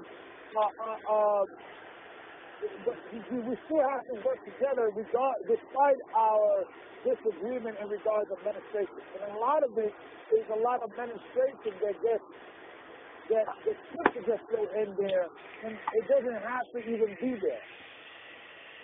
Because the law is righteous if you use it righteous. But if you use it for strife, that's not, you see what I'm saying? Like, if we have a discussion about starting a business, and we disagree on how we should run, and we're already heating one another. One of the biggest mistakes our people do, we start throwing scriptures in there, which I understand the essence of scripture and all that, but sometimes when you're trying to prove a point by scriptures, it becomes a situation that you're not doing what you're supposed to be doing. Like, you know what I do now? And here's the thing that has worked. I quote scriptures without quoting scriptures. I will say it in a different way to try to seem like it's not a scripture. Because it makes sense. Because if I'm bossing scripture to argue, I can come across as sometimes that doesn't work. And when we have discussed about how we should do it this way and the other, right? It should not be, well, I'm doing the way the scripture says I'm doing it. Or we don't need to hear that. You see what I'm saying? Because it becomes a thing. Now we have to open the Bible. And I said, brother, just respect that we've been doing this a little longer. We understand how it is. And more importantly, and we cannot take that for granted, the people that are coming into the fold is because we are sending you guys to the fold. So if we are telling you this, that, and the other, and you don't want to change those things, then we can't work together. I'm going to say to another brother who will listen to what I'm saying. Because ultimately, They reach out to us, not you guys. You get what I'm saying? So there has to be some level of respect with that. And then if you wait. You said it's for you to decide and not us? Well, what, I missed what you said. I thought you just said something about that's for you to decide. It's not for us to worry about. Worry about what? I don't know. I'm just clarifying what you just said. Well, what was I saying? Were you listening to what I was saying? I'm hearing you, but I didn't hear that last part. It didn't make sense to me. Okay. What I'm saying is this, is that if we're sending people to a certain region and we have a protocol how to do something, or there's a complaint, or there's an issue we need to change, and there's a 3-hour conversation every time we do that, maybe we have to start discussing why, if that's an issue, then it cannot work. And I'm noticing that's really going on a lot in this country, in this church, nationwide. Not only with California, but nationwide. Well, you know why that's happening, right? Regardless whether it is happening or why, it needs to stop. Yeah, but do you know why it's happening? You can't fix something unless you know why it's happening. Well, I think it's a combination of ministry. I think, of course, because we have not communicated much, that hasn't helped. That's it. There you go. People can't follow direction. They don't know who's giving it. That's not really what it is, brother. I will have to respectfully disagree with you. Okay, well, we can disagree, but I mean, just but I'm not going to deviate from that.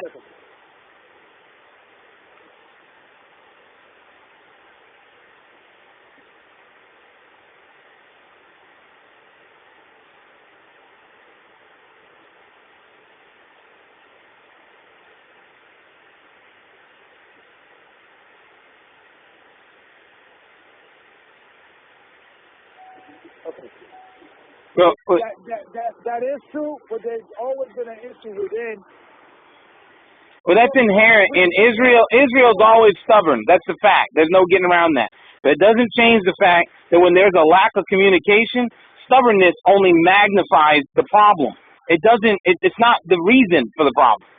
The reason, because everybody that's in the church right now, if they're an elder, a deacon, or officer, this brother's already trying to follow the truth.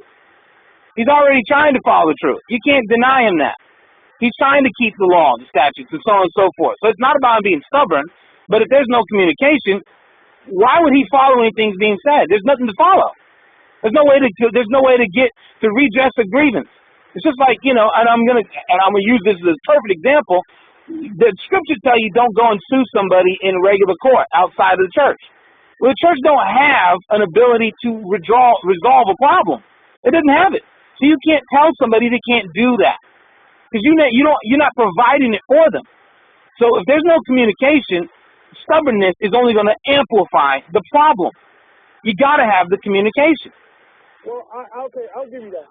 All right, but the communication is going to be resolved. So therefore, everybody has to then work on their stubbornness.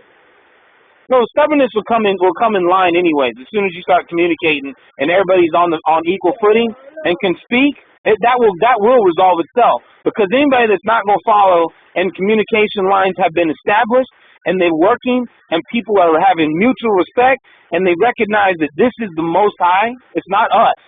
We are pawns in this thing. I don't care what title you have. You are a pawn in the Most High's work. And that's what needs to be, that needs to be understood across the board. And at the same time, there needs to be communication because the Most High doesn't choose one person to work through. He chooses every one of us. That's why we all have the Holy Spirit. We all have to work. So you don't know what's coming from who. If it's the Most High, if it's us, if it's a man, if it's whatever, and it should be rightly divided, rightly judged every single time, especially if it's a thing that's talking about where the body should go or how they should operate. Because this is his people. We're stewards. Ultimately, there has to be a body that makes that decision. That's what I'm saying. And that's where the communication comes in.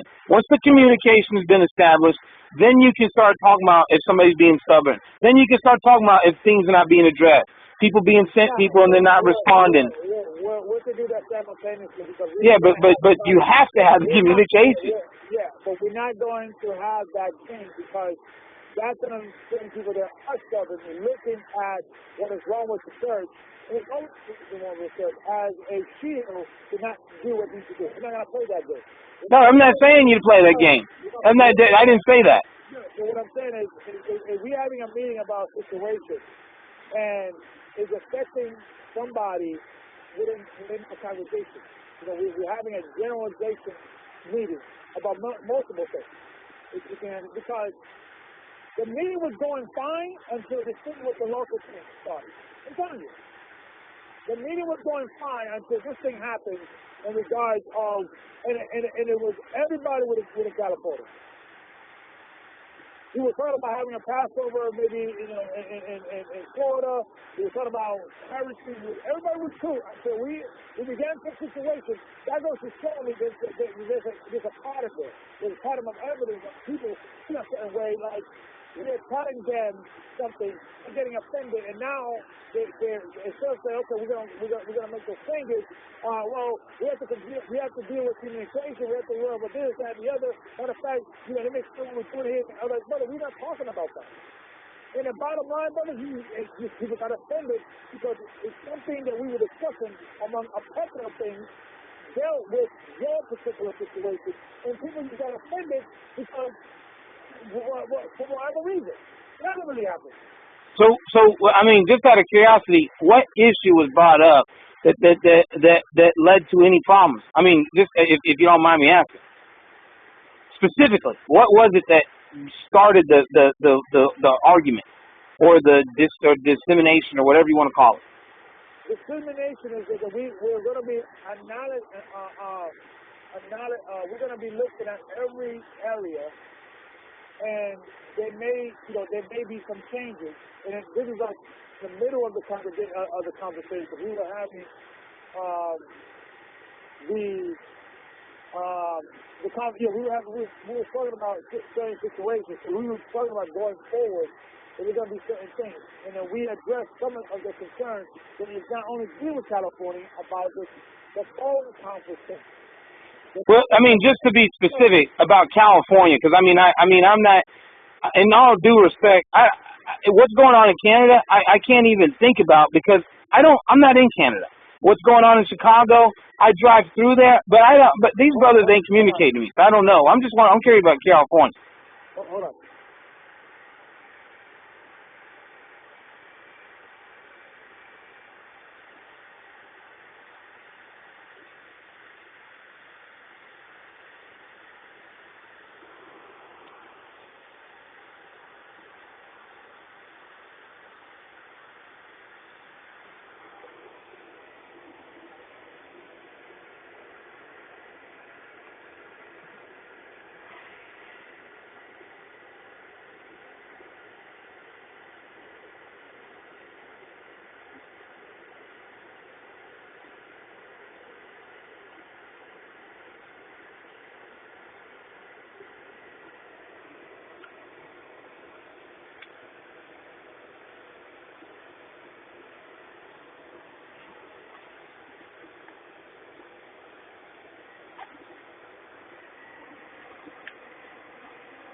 All right, okay.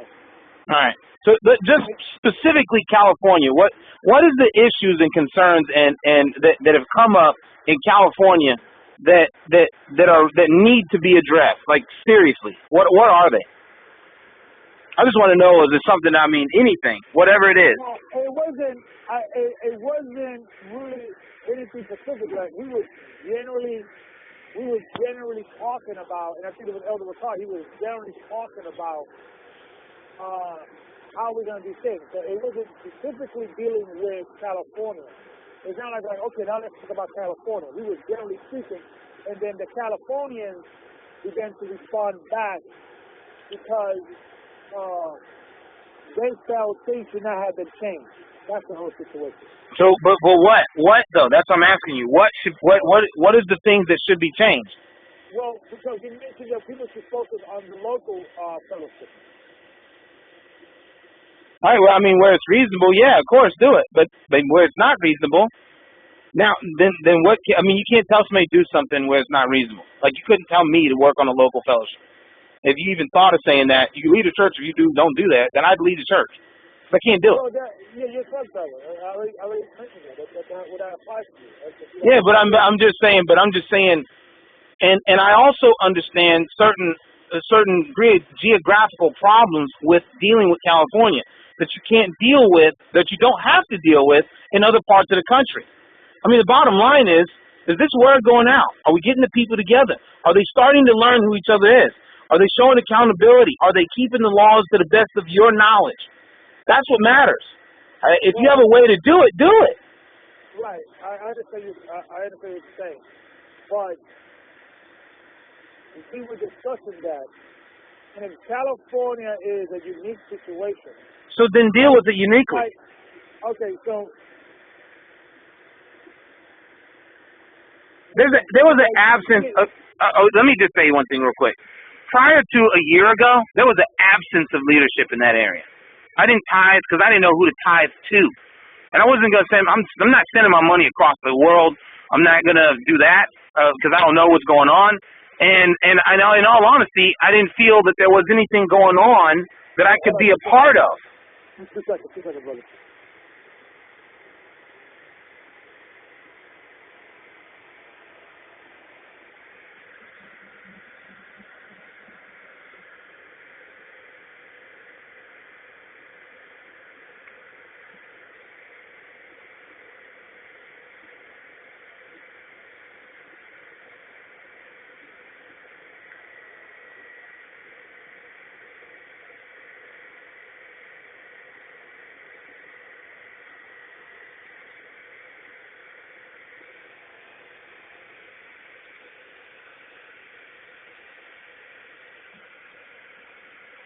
I'm sorry.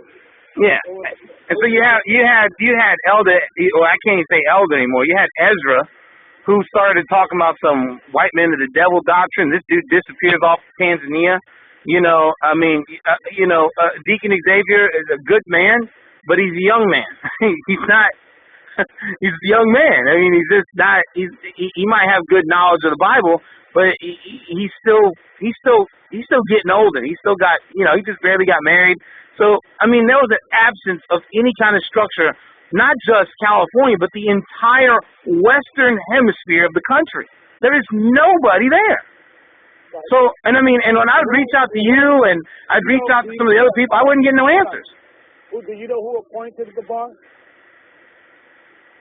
You know who vouched for Gabar? No. Who vouched for Gabar? Me.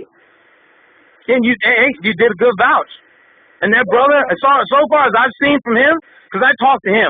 I've met him, sat with him, broke bread with him, went to the Passover with him. This brother instills, you need to keep the commandments. Don't follow me. Don't worry about what I'm doing. Don't try to mimic yourself with me, because if I disappear, you need to keep following the Most High. That's what he says, over and over and over again. I don't hear that coming out of even some of the brothers in the church. So, you vouched him.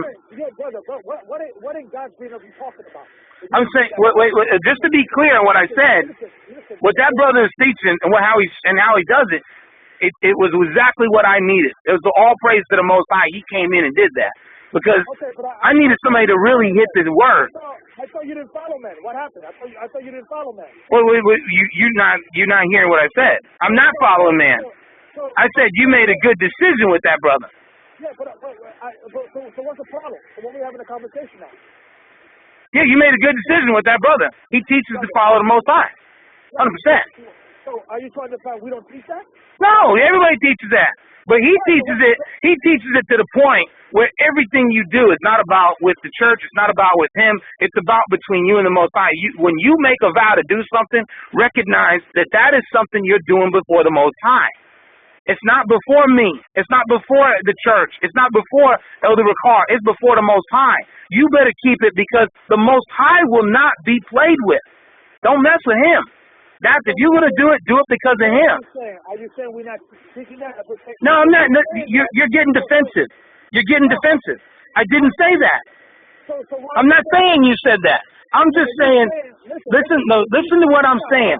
Without getting defensive, all I'm saying is that's what he's teaching and how he's teaching it. I'm not. So then it's not a point of contention. If he is saying what we're saying, then there's no reason for you to say it because we're saying the same thing. Okay, well, I'm not saying. I'm just saying that he brought that through because I wasn't learning that prior to him saying that and really getting the point across because the people that were... Let me finish. Please let me finish. Let me finish. Elder Gabar, you got to start having some respect for me. I'm a man, okay? So when I'm trying to speak, stop cutting me off. Stop saying disrespectful things. I'm not disrespecting you by me talking. I mean... I didn't say, no, listen to me. I didn't accuse you of anything. I didn't say you. I didn't say the church. I didn't say that. What I said was, and hopefully I can say this, is that prior to Elder Gabar coming in this area, there was an absence of any kind of authority. An absence. There was nobody. There was nobody to go to. And the teaching that brother is bringing forth is straight out the scripture. He's even getting everybody that comes in.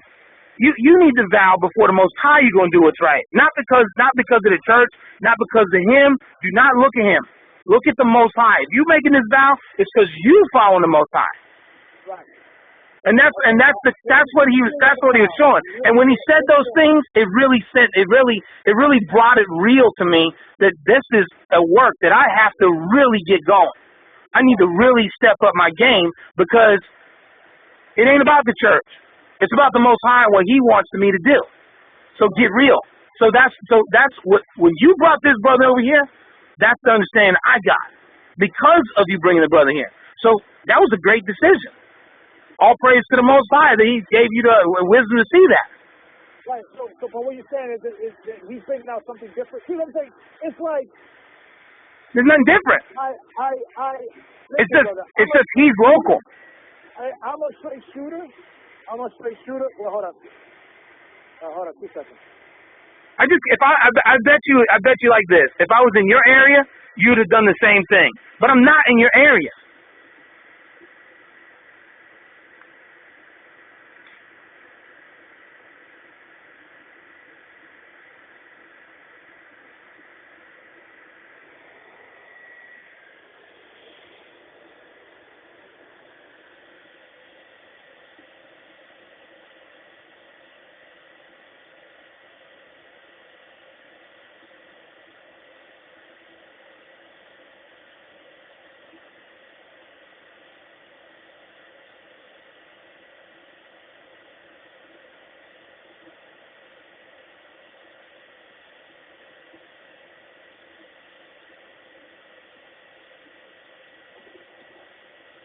What was I saying?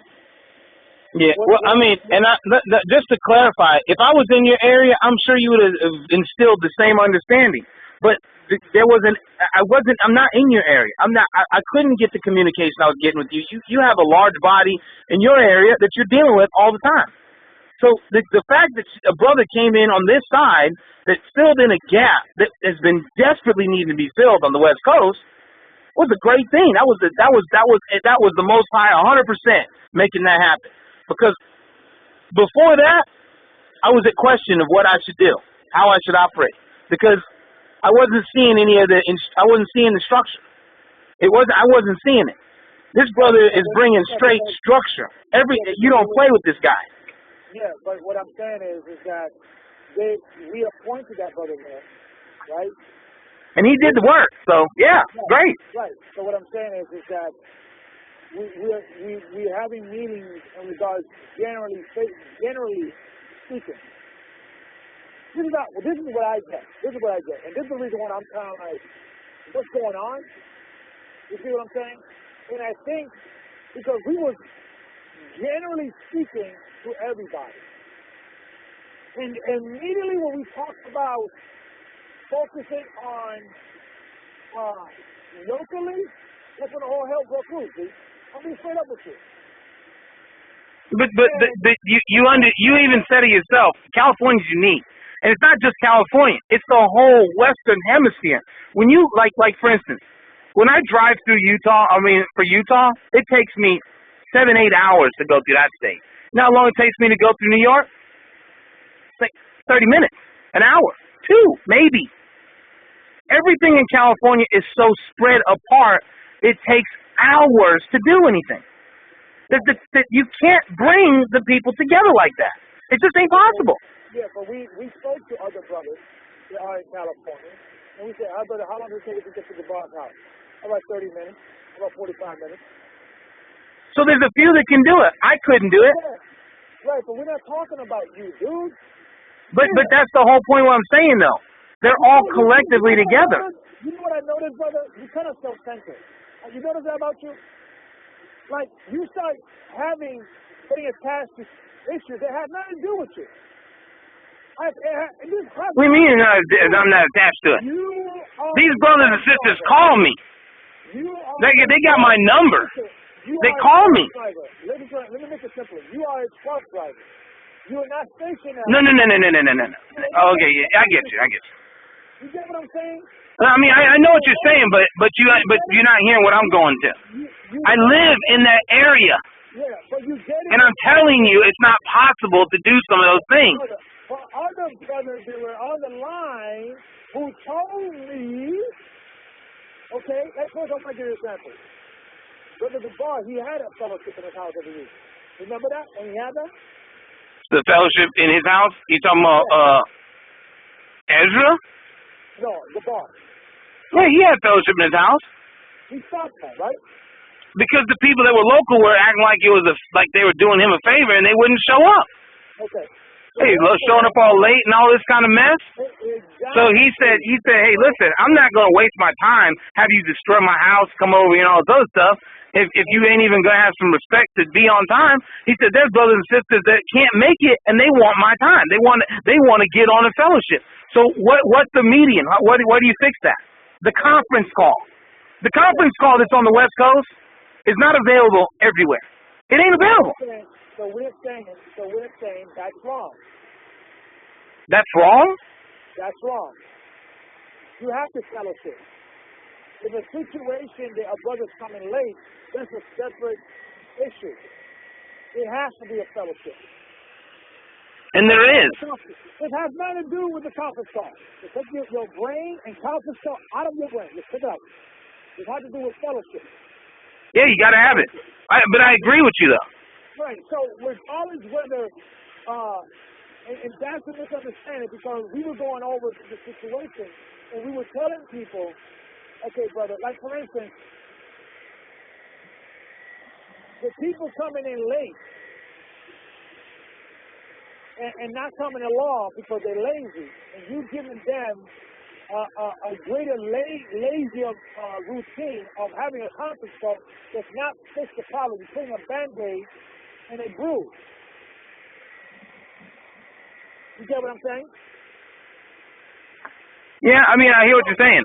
But and don't get me wrong, I agree. We need to have local conferences. You need to have local meetings. You have to have it. But where it's not available or it's not possible, the conference call. Yeah, but that's the point. It's like, I mean. But this part of it has nothing to do with it. You're attaching yourself to a thing that has nothing to do with you. But I'm not attaching myself to things that have nothing to do with me. Because if they start having if all the local gatherings start having gatherings, and they start religging or not doing the conference call, do you know what that means for me? What that means for the brother in Reno? What that means for a couple of brothers that are in Northern California?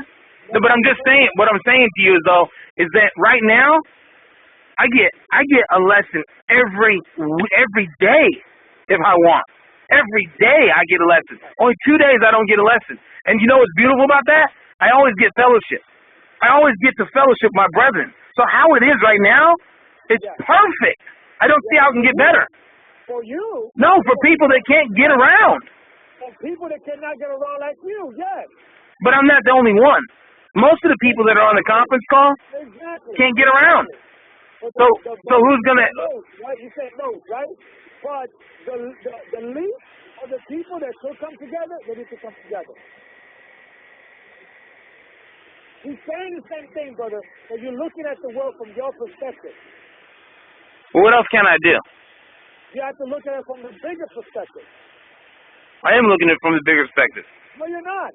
If this conference call, I can tell you right now, anything that tries to take the conference call down or even diminish it, I don't agree with. I don't see how that's edifying.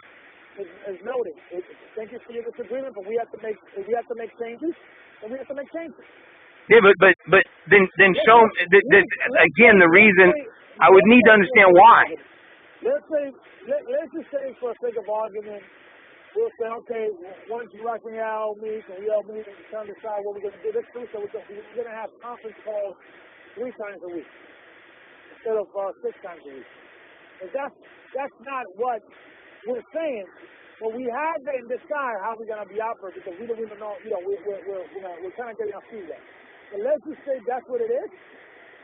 And you're getting the conference call 3 times a week instead of 6 times a week, then that's what you have to do. Now, you have to make a decision then what you want to do. You have to say, you know what, it sucks.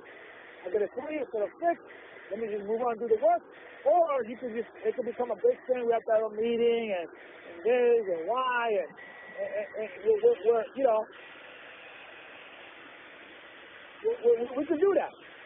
We can do that.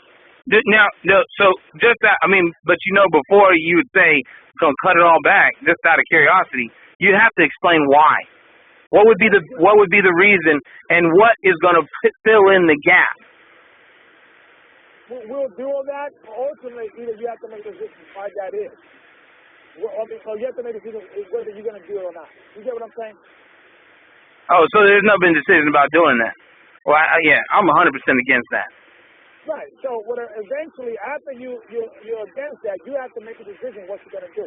Because we're not going to have anybody, when we make some decision, that's talking negative about the elders, bringing strife, bringing complaining about a situation, yeah, we will kick you out. So, well, like I said before, though, you have to explain why, not just say do. You have to explain why you want to break down the lesson and what's going to replace them. Right. Not just be ready to answer that question. Because if you can't answer that question, then it's not about bringing it to point of attention. You're trying to blindly follow. Then what? Okay, let's just say it's not a blindly follow. You're not God. Then what you gonna do? What am I gonna do? Let's just say we didn't explain it sufficient to your satisfaction. Then what's the next step? Then you gotta do what you gotta do as a man. Yeah, if you explain why you have to do it another way and what the reason is, and how how it's sound and reasonable and logical and you know and according to the will, then I'm gonna go with it because I'm not gonna oppose what the Most High says to do ever. And even if you say something, wait, let me finish though. And even if you say something that is gray, but it doesn't oppose the Most High, I'm not gonna fight you on that either. But at the same time, if you can't explain why, then there becomes the major question. Why would I do what you're saying? You can't even tell me why. No, listen.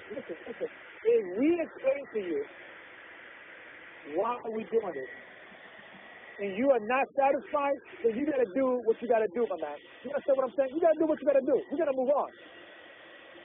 We're not going to spend our every 5 minutes explaining to brother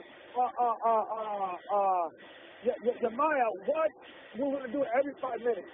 No, but if you're going to break up something that's working, yeah, you need to explain. That's the point. Right now, what is going on in the West Coast is working. So you would have to. Not only would it be a matter of you don't have to explain to me every 5 minutes. No. Let me just clarify something. I'm not talking about explaining something to me every 5 minutes. But if you're going to break up something that is working, you are going to have to explain. Listen, let's get one thing perfectly clear. I don't have to do anything. Period. Let's not get things twisted, brother. I don't have to do anything. I will give you precision time what I feel is right. You take it and you do with that what you have to do with that, Papa. You understand what I'm saying? You got to do what you got to do. Let's not get things twisted.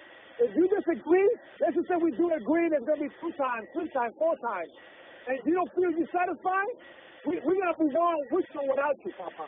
So let's get off of yourself. You're not hearing what I'm saying, are you? No, I'm hearing you, but hear me. Okay? Get over yourself. If the elders feel this thing needs to be changed, we're going to spend a top 5 or 10 minutes explaining, period, and we're going to move on. Because the world does not revolve around you. Get over yourself. So I'm done with this conversation, because I'm sick of it. I'm sick of it. Everything we have to, we can't do anything. We like walking on eggshells. Everybody's a prima donna. Everybody feels they can do it better. They're doing it. That's the way you feel. Find your own church. Do your own thing. We can be friends. We don't have to have on these sides. We can be cool. I'm friends with other members of other church. We're cool. Because they're not trying to impose their will upon me. You're not going to have that. If the elders tell you something, we don't have to explain every single thing. That's not going to go down. That's not going to go down. First of all, and then no, I'm gonna say something. I'm gonna say, listen to me real carefully here. Do not yell at me ever again. Okay? No. I'm not your child. Listen. You were screaming at me on this phone. I just turned the volume down. Yes. I am going to scream at you. Elder Gabar, listen to me when I say this to you. Do not scream at me. I'm not your child. I'm just wanting to point out that real quick, and I want to say something to you. So if you... I'm going to scream at you. So you got to deal with that. Deal with that. I'm going to scream at you if you're going to, if I can make clear. I'm going to scream. So you got to man up and accept that. I am going to scream at you. You got to do what you got to do, Papa. I am going to scream at you if you come across this church and bring in all kinds of strife. When am I bringing strife, Elder Bar? No, you tell me. No. You bear witness before the Most High right now. What strife am I bringing to the church? Brother, be clear. I want to hear it. Listen, as God is your witness, what strife am I bringing to the church? Okay, we spend about 3 hours in the meeting. No, I'm not worried about the meeting. I'm talking about me right now. What strife am I bringing to the church for you to scream at me? If you be quiet, I'll explain. But then talk about me. I want to hear it. Right. We spend 3 hours, 2 hours of the 3 hours solely dealing with Californians getting offended about we may have to make some changes. That's the strife that we're not going to tolerate. We'll spend 5 or 10 minutes tops on a subject and we're going to move on. Period. That's strife. That's the strife that you give it. And if we're going to be in a situation, brother, that I got to say that, yes, you're going to hear me screaming, brother, and you got to do what you got to do. After 5 minutes, I have to go back and forth with somebody that I am overseeing, that I'm an elder, trying to find yourself another church. I'm not going to do this anymore with anybody in this church. Period. I'm not going to be spending almost an hour discussing a conversation with a brother that we're trying to make something better. I don't care whether you think your way is better. I don't care. Ultimately, brother, it's our decision what we're going to do. We are concerned about your concerns. We want to hear it, but we're not going to spend it 3 or 4 hours about having a conversation about whether we should have 2 or 3 or 4 days on the conference call versus 6. We're not going to do that, Ox. We're not going to do that. So you don't want me to be screaming, okay? Whether you like it or not, don't be constantly asking me questions about things and what we're doing. And why we need to explain it, why. Yeah, you are going to hear me screaming, brother. You're not going to be following this. Period. Either you can't follow directions, your spirit, and your point of view. And you know what? Good luck with that, brother. Because we are all individuals, we all have different ideas. When it comes to something as insignificant as a day conference call versus 4 or whatever we decide what we want to do, and the funny thing is, it may not even change. It may not even change. Because the same spirit that you bring, like, well, I disagree. I don't feel we should change anything. It's a God, and we're doing the work here. And we're like, well, what the heck are you guys talking about? We are looking at, we're not even saying we're going to change anything. we are looking at everything and how we're going to be operating. But we did notice and we did realize that it has been a problem when this conditions different in area outside of California. And California could be a unique situation. It could be a unique situation. We got to look at that. But ultimately, we're going to make the decision. That's what we're saying. Ultimately, we're going to look at it, and we have to make some decisions. And Elder Ricard told everybody, if we make those differences or decisions and things of that nature, we want to hear your opinion, but ultimately, people have to follow what is going on from the eldership. Period. So it's not going to be a situation, I can't be touched. No. I can't go. I'm going to do my region how I'm going to do it. No, that's not going to work. And the thing is, when we take a close and look on the situation, there may be a situation that nothing has to change. I can't tell you this for sure. There has to be gatherings every week within the zone. Not you, because you're mobile. So that's not a problem for you. But those that can do it, okay, like I want to give you an example. I got brothers from Long Island and Staten Island that come once a month and come by and fellowship because that is much bigger for four. That's what we agree on. We have another brother, Gabar, who works nights. So we agree that, brother, once the time you can make it here, George, and things of that nature. Realistically, financially, things of that nature. The other, I can make it twice a month because, twice a month because, sometimes, I get off late from work. I work nights, so I get in around 8 o'clock in the morning. So that's what we agree. So the bottom line is this, brother. There has to be some fellowship. So in that concept, if you feel that, California is to be against that, we disagree with that. I didn't say that, though. I've never said that. No, what I'm saying to you, this, and hopefully I can finish speaking this time, is if you're going to destroy something or break down something that is working, I'm going to require an explanation. It's not going to be a matter of you're not going to explain it, because you're going to have to explain it. Because if you're standing in the way of the Most High's work, I'm going to require an explanation. Now, if you're talking about somebody that's turning around and refusing to do fellowships, I'm not saying that. I'm saying if you can gather. The people in Arizona, they gather, but they also get on the conference call because they're part of the West Coast. I meet those brothers. I can get a hold of those deacons, those elders. No, I'm sorry, those deacons in office. I can get a hold of them. They answer the phone. But the rest of the damn country, no one answers the phone. How many times I've talked to Elder Ahmad? One time. How many times are we going to address that right now? No, but I'm just bringing it because the way we can communicate on the West Coast is through that conference call. So anything that's going to try to take that apart or break it down or reduce it or lessen it or lower it, you're going to have to explain. Especially, and something's going to have to, if whatever's going to replace it, I need an explanation. And I'm going to repeat it crystal clear. We don't have to do anything, brother, that we don't have to, that we don't want to. Let's get that perfectly clear. I don't have to explain anything to you. I could, if I want to, and I will.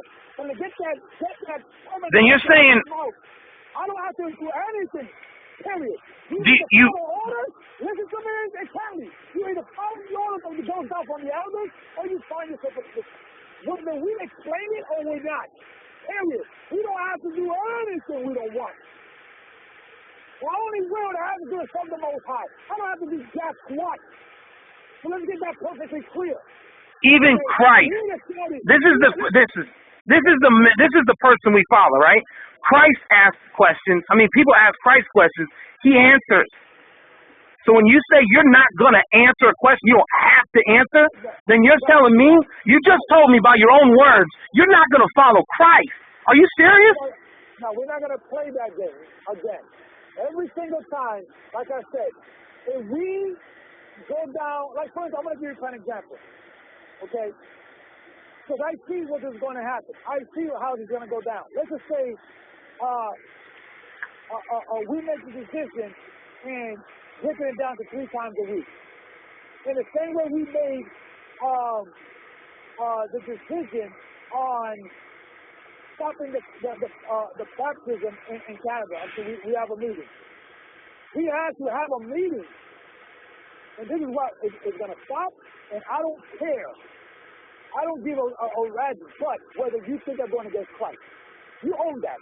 When you and I are standing before Christ, if I'm stand corrected, then I'll stand corrected. So we're not going to be having meetings about running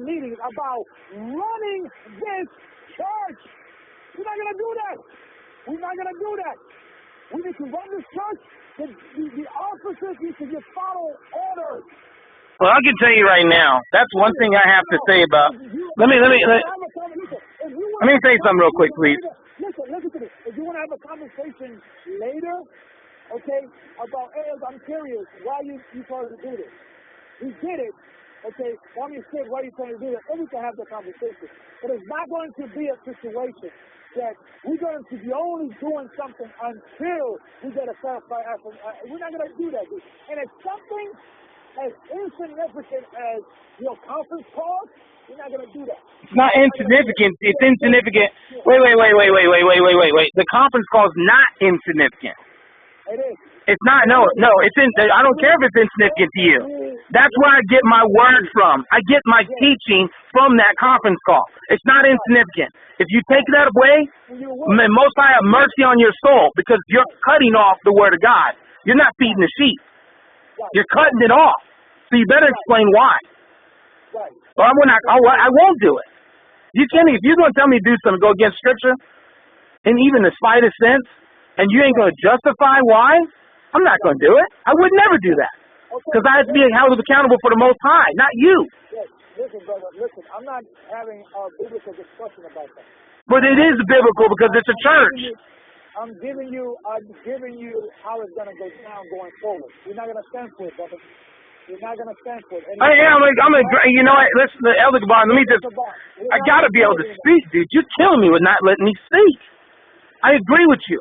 You don't want, if somebody's going to talk some dissemination stuff and they're not going to follow through and then you've explained it and what's going on and they turn around and say, nah, I ain't doing that. I agree with you. Yeah, that dude needs to go.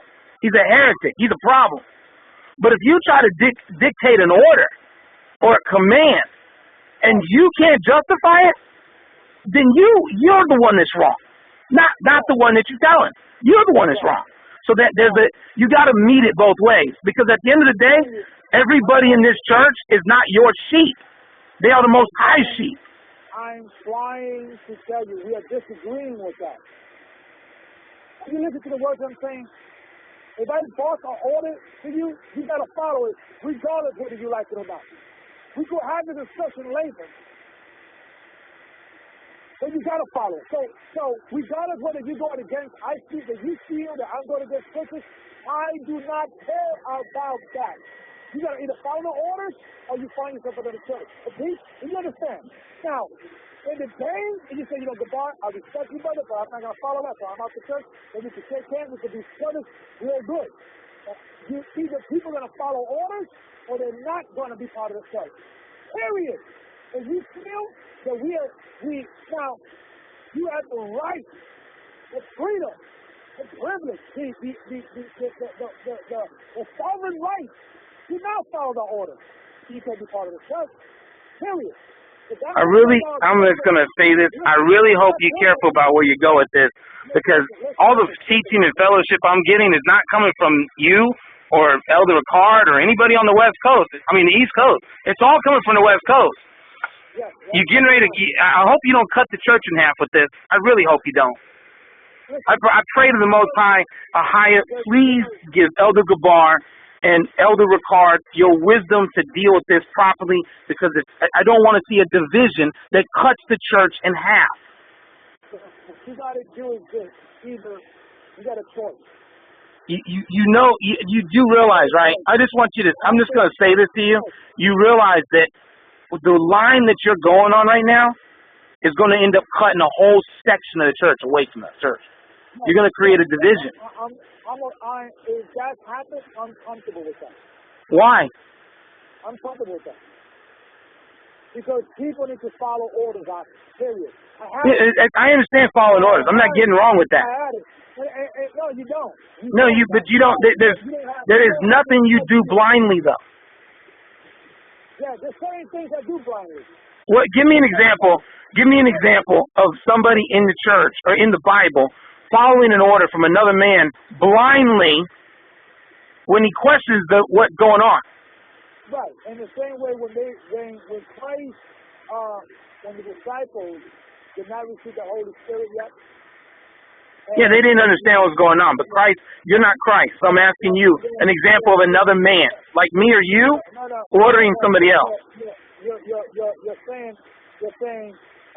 in the Bible. So now you say now I'm giving you something in the Bible. Now it doesn't fit your you know what I'm doing. So now you're gonna play games. Oh, give me a man because you're not Christ. I want a specific example in the Bible where you're ordered to do something by another man that you're supposed to do it, and if you don't do it, it's a sin against God. Right. I'm gonna give you when Paul says, "Be followers of me as I am a follower of Christ."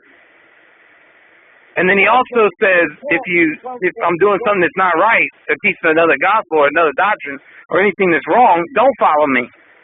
Right, exactly. So would you have to decide whether when I tell you, hey brother, 3 weeks from now or 4 weeks or your rock and yell or the hard, and what we're going to be doing in California, we're going to be doing 3 times a week fellowship, a conference, and then the other we're going to be doing this, that, and the other. And if you feel that is not of the Most High, and you don't explain to you properly, and yada, yada, yada, then you have to make this decision. Either to follow us or follow your own personal whatever. So we can be cool, then it has to be, but we're not going to be spending what we're spending because I've seen a pattern here. You get what I'm saying? What are you sending to the West Coast? Meaning, I'm sending, again? You see, I didn't hear you. I said, what are you sending to the West Coast? We're not sending anything. But what I'm saying is that we're having a meeting across the board with everybody. Well, and just to be clear, I'm in agreement that you don't want to just create dissemination. And if somebody says, let's do something this way, and they voice the objection, and you still move forward with it, and it's a reasonable objection, but it's not, and you justify it, say, hey, I see, brother, but we're going to go with this. Okay, I can understand that to the point. But something that's working, and you're going to dismantle it, you're going to have to explain. I mean, and that's only reasonable. Even government explains why they take something apart. And it's the world that does that. So how much more righteous should we be, and how much more accountable we should be to each other? But we're not going to be doing what happens this last meeting. People, we spending 2 hours on just solely California because there's other issues. You get what I'm saying? Because there's a difference between not understanding and there's a difference from disagreeing. Yeah, well, I mean, I'm in agreement with you there. I'm in agreement with you. But I'll tell you like this: before you even consider the idea of trying to cut it off, the conference call, why don't one of you elders, call in and listen in? If you're gonna cut something off, at least know what you're cutting off. I've never heard any of you guys call in. We've done that. You're right, I've done that. We've done that. Well, I'm saying all of you. If you're gonna make a collective decision to cut something off, know what you're cutting off. Right, brother. Listen, we're going to do all of that. But the bottom line, at the end of that tunnel, there are some changes. We're going to make those changes. We're going to explain why, and then we're going to move on. Yeah, well, I'm in agreement with that. As long as there's explanation, if you're going to do something, I'll do that. I won't fight with you on that. But you order something and not give an explanation, and it's questionable to me. No, I'm not going to do that. And if you even expect that, then there's something wrong with you. No. Listen. There's nothing wrong with me. I disagree with you for that statement. If I brought our orders and I told you something, you have to do it. I don't have the time at that particular time to do you something. Then you have to still do it. Then we could do it. Yeah, give me an example of something that you could bark that I should not have questioned you about. Whatever it is. Dismantling dismantling the classes. Obviously, you're going to have to give an explanation because if you didn't, you would immediately divide the church. You would immediately cut the church in half. You did that without explaining why. you would have just cut a whole bunch of people right out of the church. You would have, yeah, that would have been horrible. I think I explained. I think I spent that 2 hours explaining to you. No. I'm just saying. I'm saying if you did that without explanation, that's something that requires an explanation. Yeah, but at the same time, if you say, make sure, hey, go hang out with this, go call this brother up and you know, hand him some flyers. Well, why, brother? Okay, that's stupid. I can agree with you on that. Of course you're gonna go do it. That's something simple. But when it comes down to making executive decisions on the format and structure of a body that lacks communication, and you sticking just barking orders, no. No, it don't make no sense.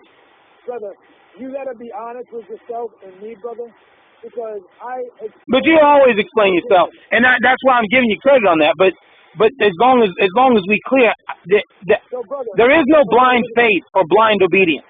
I don't have that for nobody. You know damn right, man and man, you know damn right, brother, is that you don't want to change anything. That's really what it is. No, I don't see anything wrong with it at all. And I have not heard one reason why it's wrong. Not one. But we gave you the reason. No, you said you want fellowships locally. And I say, yeah, do those. If you can, do it. But it should never have any impact on the classes. I don't understand why it should. No, but we disagree. That's a good analogy because Elder Ricard established that situation. Who established that? Who established the conference call? No, meaning that he addressed that same situation. What do you say about it? Just out of curiosity. There was a brother that they made that same situation. They said essentially you said that if you could fellowship without affecting the conference call, then do it. And Elder Ricard, I don't know if it was somebody else. I don't know who it was. The Elder Ricard said actually it's the other way around. You got to first establish local churches because that's what the apostle established. Paul was an evangelist. He went out establishing local churches, local bodies. That's the first thing you should establish. Independently from the difficulty of traveling in California. Because if you think it was difficult in California, imagine in the old country in Jerusalem. There was no, there was only camels. There's no fellowship. And you got people around the corner. You got people in the street. You got people, and things of that nature. You got, that is the first and foremost target. If the apostles had the access to a conference call, I believe they would use it to its fullest extent because they could have communicated to people across the world. Yeah, they would have used it. And that's what I'm saying. There's nothing. I'm not seeing the problem. Right. They would have used it. Hands down, they would have used it. I'm going to tell you the problem. I'm not saying not to use it. And I think you're using the collective hearing. I'm not saying... You said that they got local bodies first.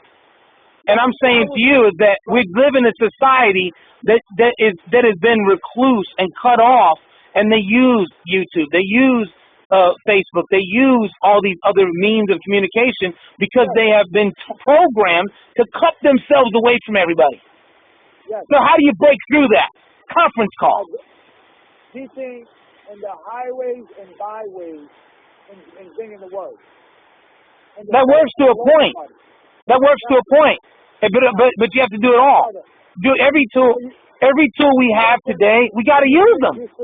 You see what I'm saying here? You see, you're proving me right every single time.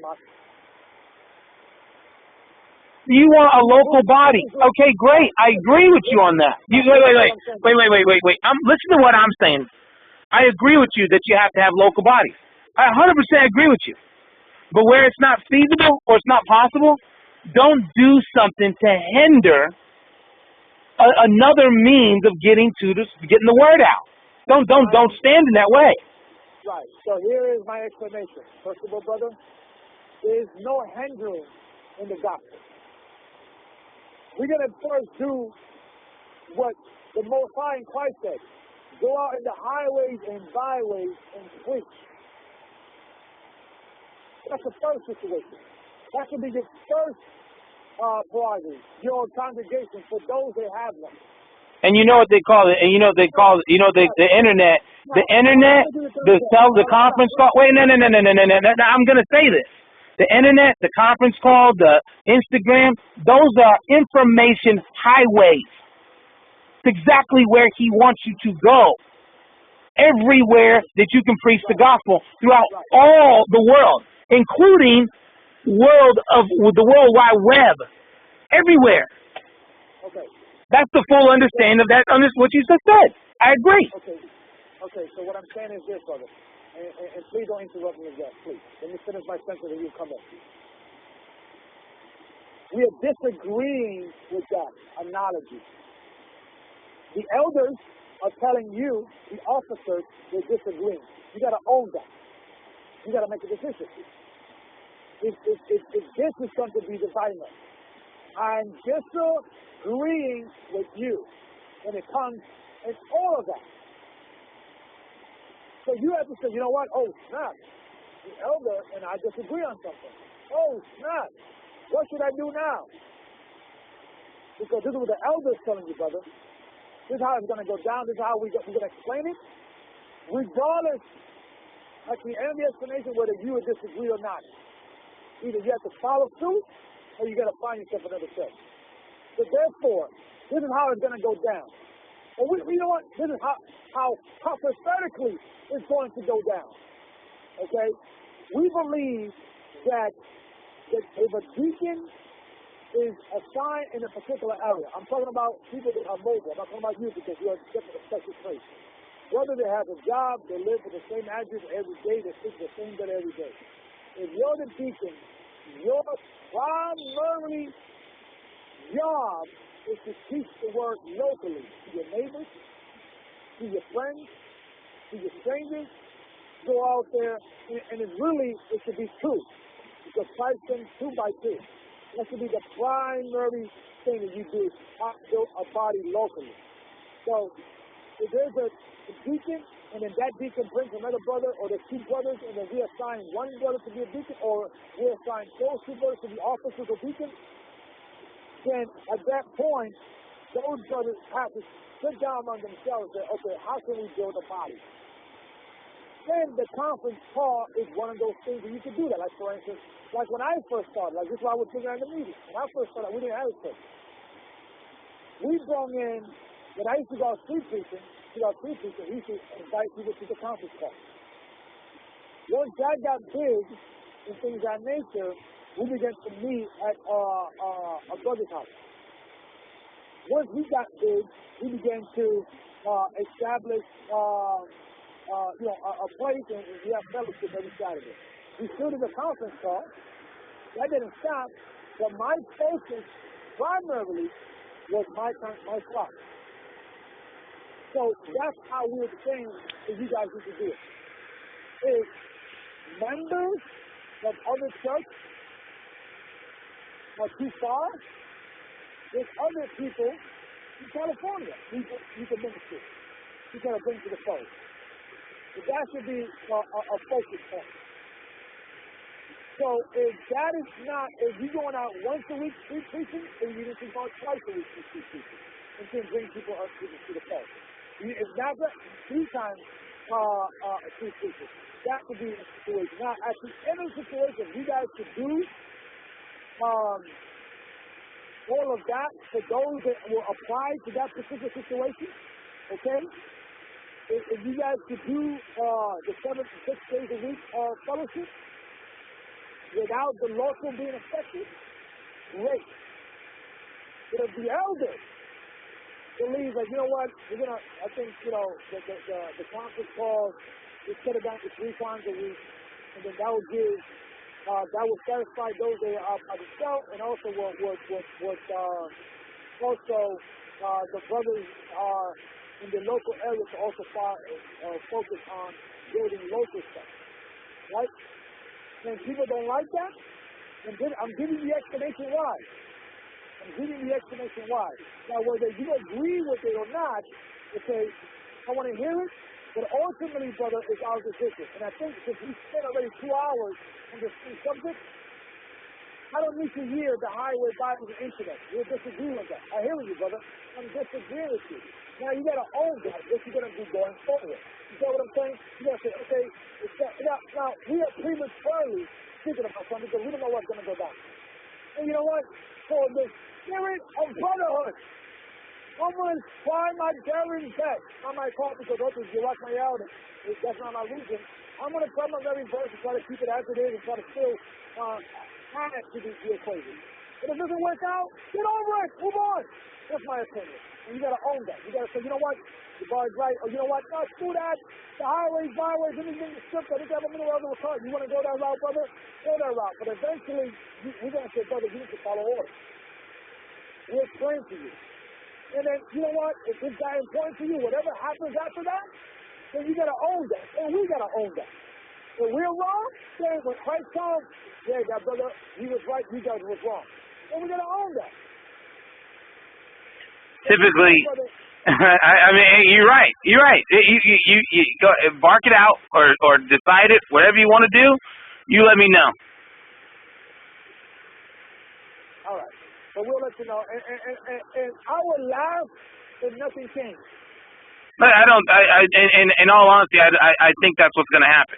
Because maybe increase on the local stuff. No question about that. I agree with that. But I don't see. I think that you guys have the wisdom of understanding that the conference call is a very good thing. And for the brothers and sisters that are in areas that they don't have a local elder that knows how to answer their phones and knows how to get in communication with them, that these people got to have somewhere to go. If it's not just to get the word, and once they get the word and they can ask questions and get answers to their specific question, you know, that needs to be available. So, you know, whatever network you want to put in place, because the communication, when I say communication, I don't mean just elders talking to elders, deacons to deacons. I'm talking about the people being able to get a hold of the church. That doesn't exist. That's not a problem in California. It's not. Yeah, you're right. It's not a problem at all in California. It's so solid that you have people from on the side of the country calling California because it's so solid. So what I'm saying to you is take that into account. Think that. That is a benefit that could edify the entire body. Because if you triple, quadruple the group of people, and they start finding elders in the areas that are and deacons in their area because they've gotten a hold of somebody that can explain to them and kind of prep them up so that they understand what they're getting into, and then they go to their local deacon or they come through their local deacon and their deacon says, brother, I'm only by myself. I'm trying to get my stuff going.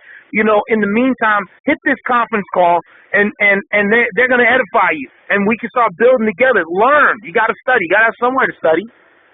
And YouTube videos are okay, but they ain't full, man. YouTube videos just don't do it for me. I can tell you right now, I didn't get into this truth through GOCC. GOCC did not give me the truth. I didn't get it from the church.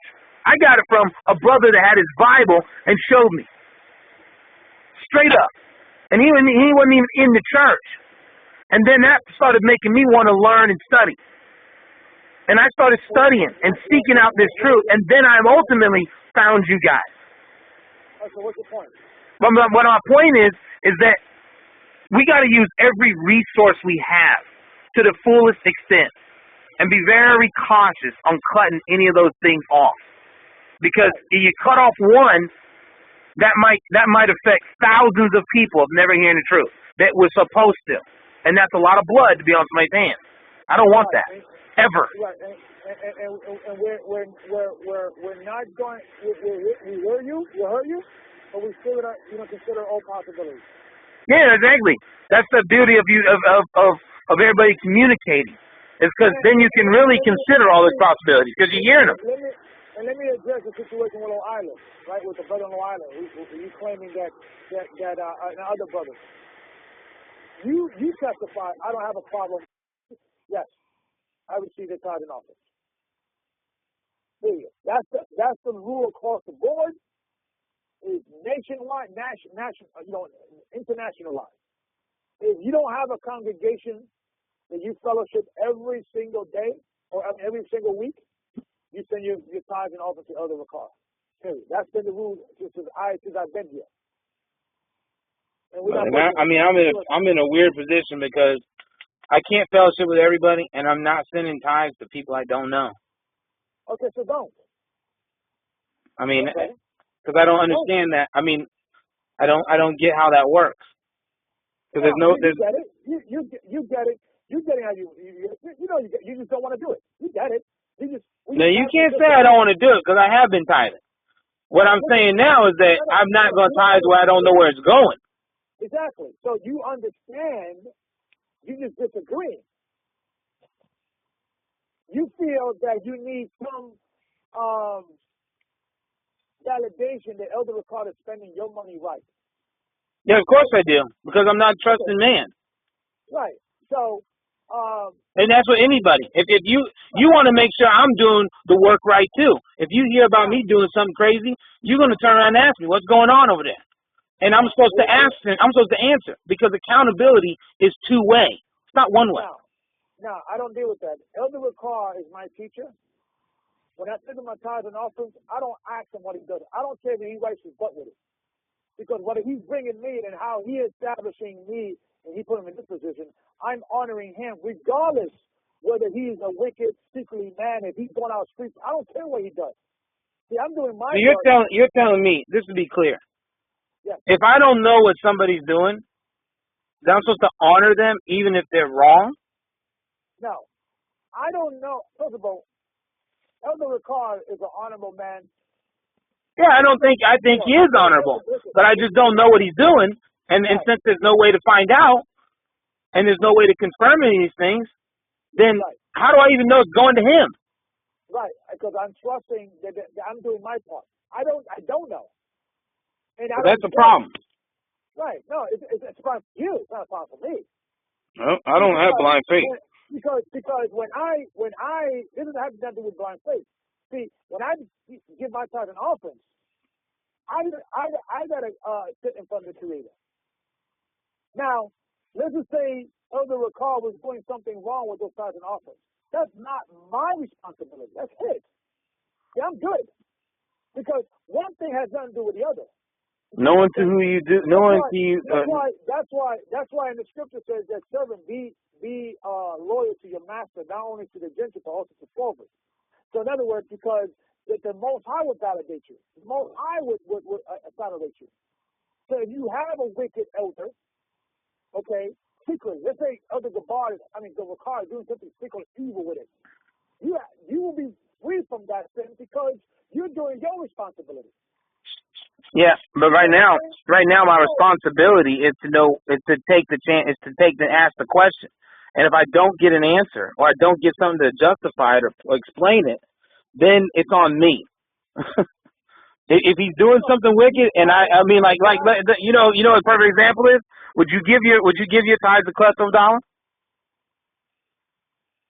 Yes or no? No, of course not. Because you can tell something ain't right with that guy right off the bat. No. So when you ask a question, when you want to find, so I guarantee you, Klesto dollar ain't exposing his finances either.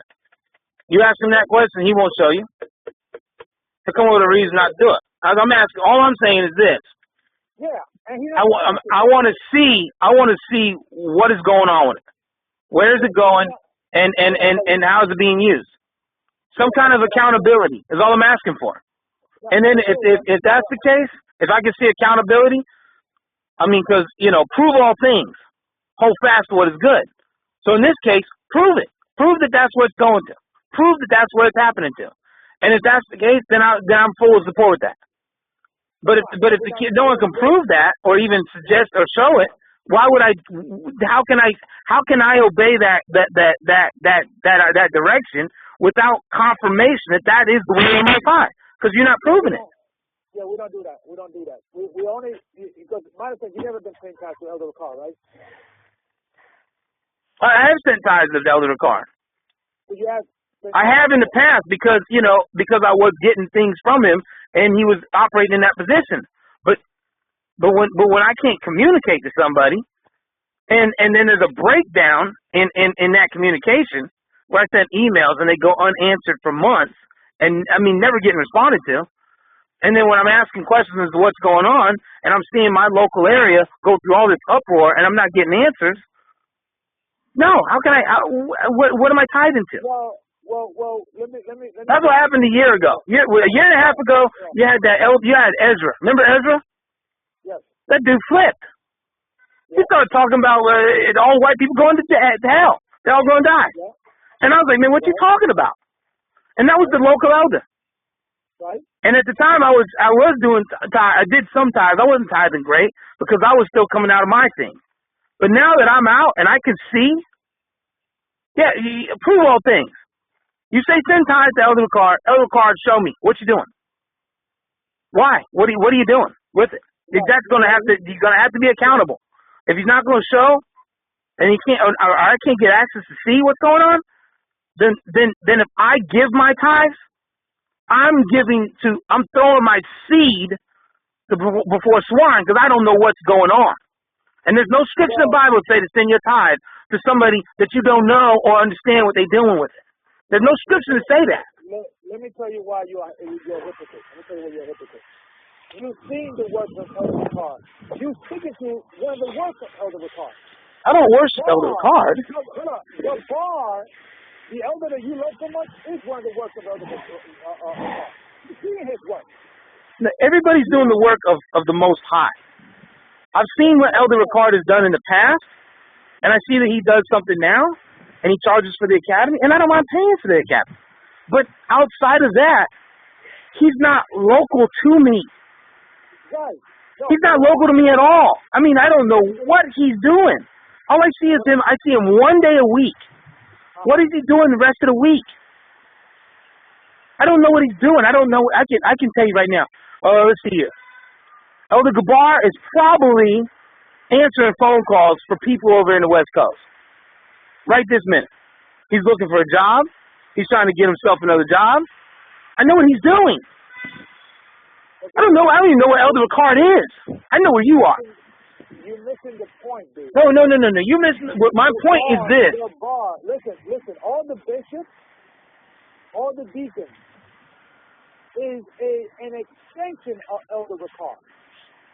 Because they were all set up by the church.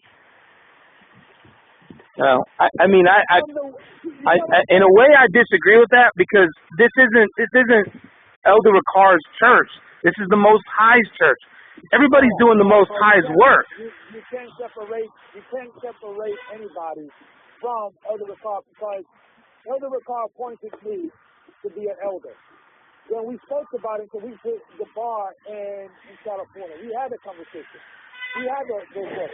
But that seed that you're planting, that brother that you're saying that he established things in that nation. Yeah, you planted a seed.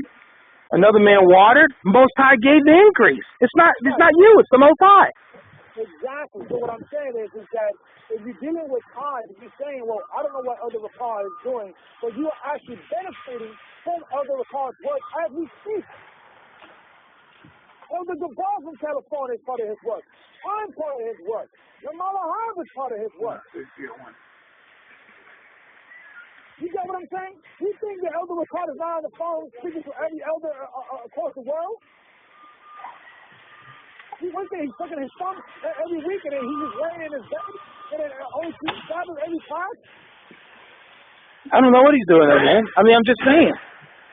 I mean, just because he put some good work in, but everybody's putting work in. This church wouldn't be as big as it is right now if it wasn't for everybody doing their part. Exactly. It's not Elder Ricard. It's not Elder Gabar. Yeah, but we're talking about both of them, you and him. We're talking about tithes, dude. Exactly, that's what I'm talking about. As long as the tithes go to the church to do the church's work, I don't see what matters where it goes. As long as it goes to somebody to do the work. Right, so we're disagreeing with that, and I'm explaining to you why we're disagreeing. You have to man up and decide what you're going to do going forward. All right, well, you told me don't send it to Elder Gabar. He can't accept it. And I'm asking you, just show me what Elder Ricard's doing with it, and I'll send it to him. But I need to know what he's doing with it. I just explained to you what he's doing with it. No. I mean, I need to see. What is he doing with it? What's going on with it? No, I'm not seeing. I haven't seen anything he's doing. What is he paying for with all the time? He's paying his apartment. He's paying, I think, other lawyer also is probably to say his wife is there. There's other homes that he can say. There's a treasury that we have. Okay, so he's paying. So I'm supporting Elder Card and Elder Lloyd to have an apartment so they can have a place to stay. And do the work, yes. Okay, so then why do I have to pay for the academy on top of that? If I send my tithes, why do I have to pay for that too? Because it takes money to run a church. We're trying to do a lot of things in regards of listen, brother, listen. I really feel uncomfortable. You don't want to pay tithes? Don't pay it. Don't pay it. But do you take money from the tithes for your own benefit, for your to cover your rent and your stuff? No. You work. Yes. Okay, so but I'm working on. We are working on putting a system that I don't have to work, and I could be supported for the church. Yeah, I would like to be an evangelist. I could go around the country and travel, and to receive a salary from the church, and I could do that. Yeah, I mean that'd be nice. If that's possible to do that, I'm saying great. But what is? I would love for all the elders to not be working to be supported by the church. And we could do it. And I agree with that. I agree with that wholeheartedly. But in the meantime, until we out of this captivity, until we have come to a place or we've made it to the ability to do that, I still would need to know what is Elder Ricard doing right this minute with his time. Is he? I mean, because I only see him twice a week, maybe. Right. So if you don't get that, brother, until you get that, and with that, with this church, it's probably going to take a few months for you to even get that answer or to even get it. So then I'll hold on to the tithe until I get an answer. No, and we're not asking for it, brother. We're not asking. You don't want to pay. There's been many people in this church that have been, and they don't hardly say any tithe because they cannot even afford it. We're big on not stressing tithes. Well, you need to stress tithes because it's a commandment, but you also need to stress the other side of the commandment is that whoever gets the tithes has to be accountable. Well, so if you're gonna say send the tithes here, then whoever's getting sent to's got to be accountable. Show me one example. Prove all things. No. Show me one example when and look at the Greek word there. Prove is not talking about something. Examine all things. Examine, exactly. What am I examining? Nothing. Right. Now, show me a scripture where the Levites will open up the books and what to do with their money in the congregation. When the church demanded, or the nation of Israel demanded to know where the money is going. It never exactly. It never happened. He's not a priest of Levi, though. I'm showing you an example because we are now under the order of Melchizedek. That predates the order of the Levitical order. Levi himself paid tithes in the loins of Abraham. That's scripture. So show me an example where the congregation told Christ or Paul or Peter or John, what are you doing with this money? You know what they did? They openly and willingly sold everything and gave to the eldership. The eldership didn't have to tell you anything to them because they were inspired by the elders, and they, to the spirit of the Most High, said, you know what? I want to give everything to this body because I see the works that they're doing. And that's why I want to send my tithes over to Elder Gabar because I can physically see what he's doing, and I've seen some of what you do, and I've seen a little bit of what Elder Ricard does. He's had some good videos, he had some good information, and he used to go out on the street peace, and then he left the country. Right. All right. So now that he left the country, he's not even here. Right. So therefore, we disagree to disagree. Don't say your tithes, because I'm not going to argue this anymore. That's the policy of the church because we need to still take care of the elder that establishes it, the man that the Most High used to establish this order. We still have to take care of him and his family. Is he being taken care of right now? Yes. Is he the only person he needs to be taken care of? Say again? Is he the only person that needs to be taken care of? There should be? No. Is he the only person that needs to be taken care of? The only person that look, there's a lot of. But I just thought about something here. Let's say I've sent my tithes Elder Ricard for like the next 6 months, and then I get laid off from my job or whatever, and then I'm getting ready to be kicked out of my house. How would I go about getting some help? Call me. I'll help you out. Oh, so but you don't you got access to that money that's in the account? Yeah, brother. You know how many people we help with people all the time? You know how many money Elder Ricard has sent? I don't know. Elder Ricard sent me when we were tied in certain situations. So yes, if the body needs something, of course, that's why there's a treasury.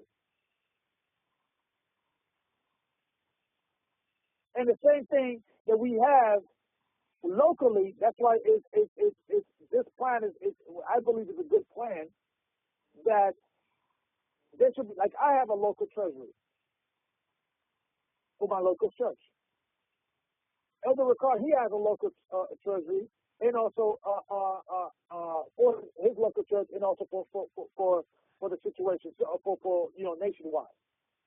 So if I ever have a situation that I need money, for God forbid, I don't have to go to Elder Ricard because I got a local church here. But for the people that don't have a local church, that money goes to Elder Ricard because those are the people that will be able to support that local church over there. It's a perfect plan. I like it. It's been working. You understand what I'm saying? It's not like many people, it's not like hundreds of thousands of people sending money to Elder Ricard. I would say nationwide, maybe 300, and that's then like we would have a discussion with I was having a discussion with Elder Ricard about the situation. But what's usually the protocol? Are you because he was showing that we don't want to affect what he's doing over there.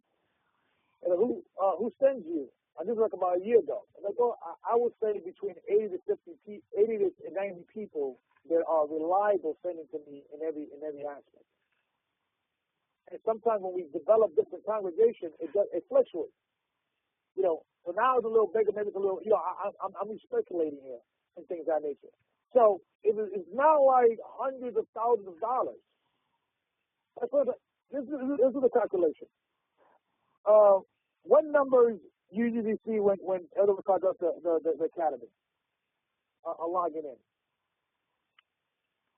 I've seen sometimes logged in there like almost 100 people.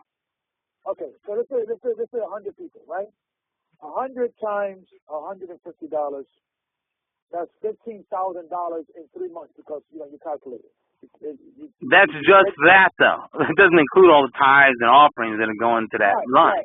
Yeah, that means we're talking about hundreds of thousands of dollars every year. No, I know exactly what goes in. Check this out. $15,000 every 3 months times four seasons, 4 times. That's $50,000 a year, right? That's one thing. Yeah, that's my salary. That's about my salary. I make a little less than that. You get what I'm saying? Yeah, that's a lot of money though. No, and then that doesn't include, but that's not all it is. $60,000 a year is not a lot of money to support a family. But we're not talking about supporting a family. What we're talking about is that what we're talking about. What we're talking about. Wait. Hold on. Okay, go ahead. But I want to say something. Elder Ricard has a wife. He has children, right? He has to take care of.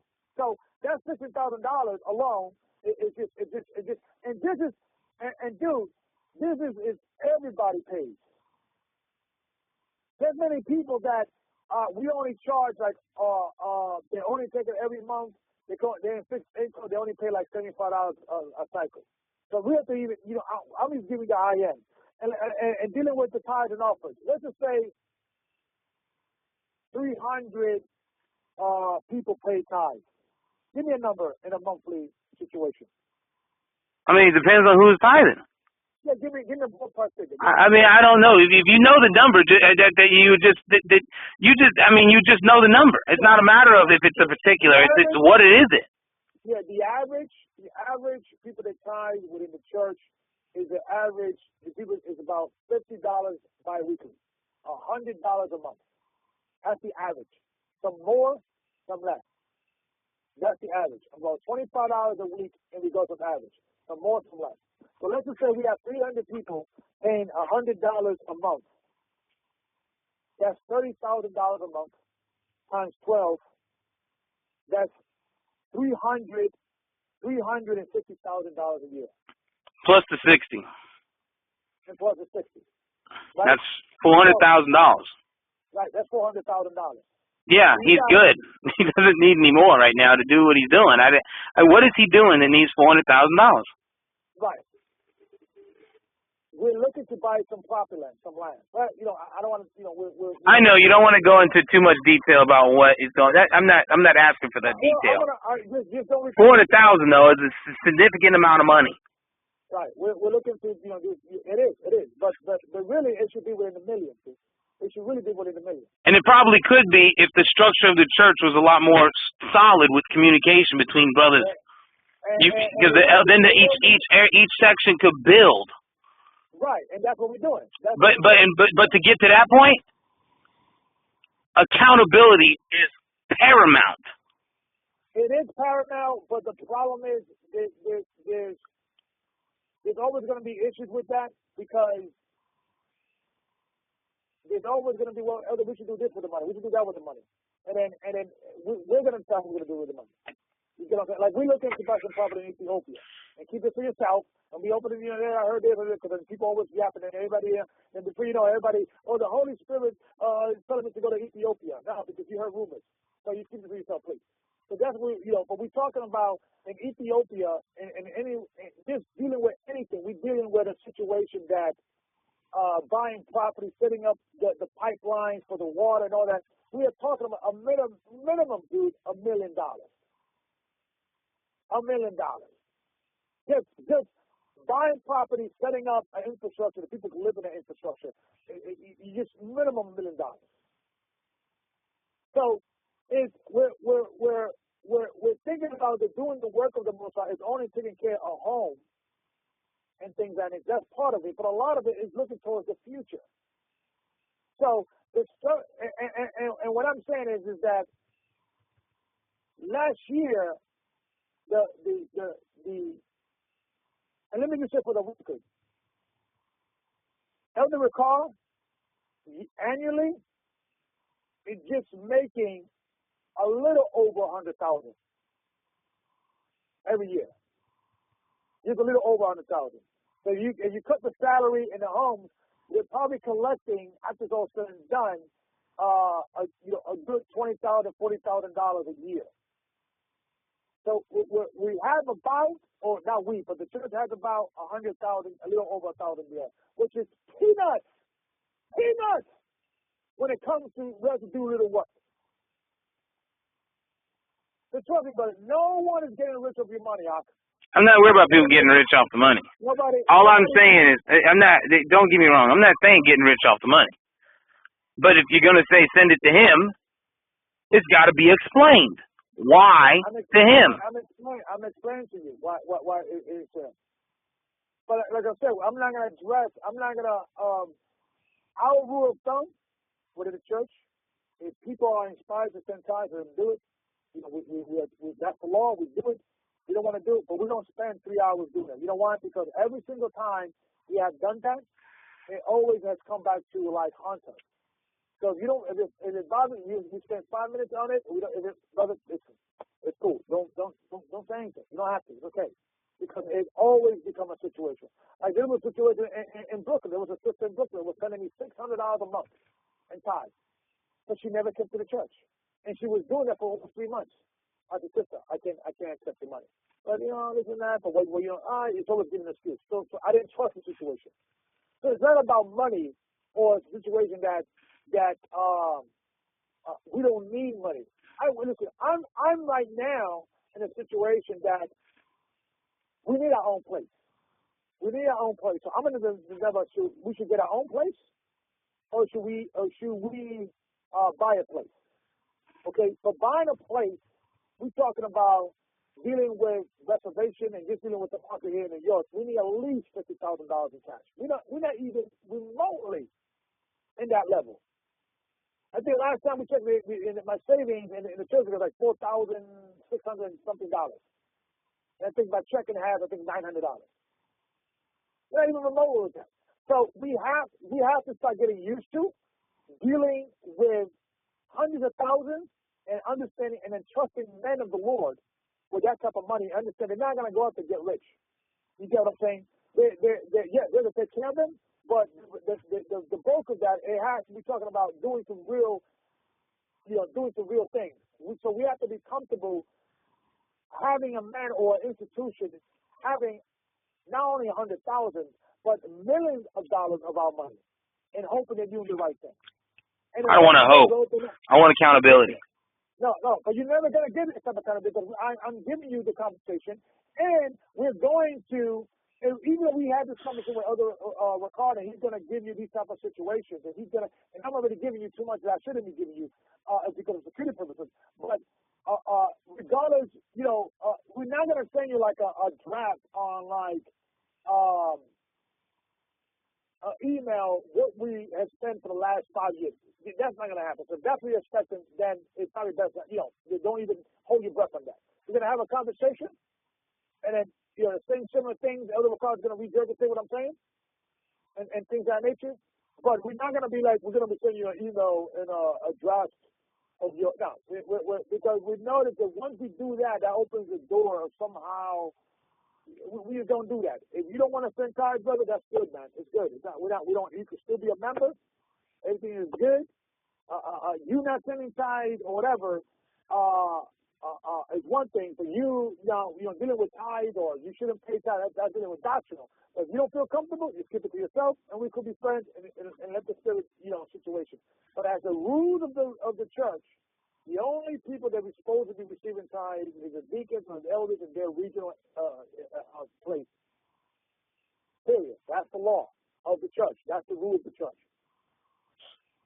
Now, can we have a conversation about your case? Maybe. Can we, maybe do a special case? We could have a discussion. Across the board, that's the rule. If you don't have a congregation, you send them out to the other card. If you have a congregation, you send them to the elder, your deacon, or your bishop. That's it. That's across the board. If you're a special case, a California, we're going to look at all of that. We're going to look at all of that.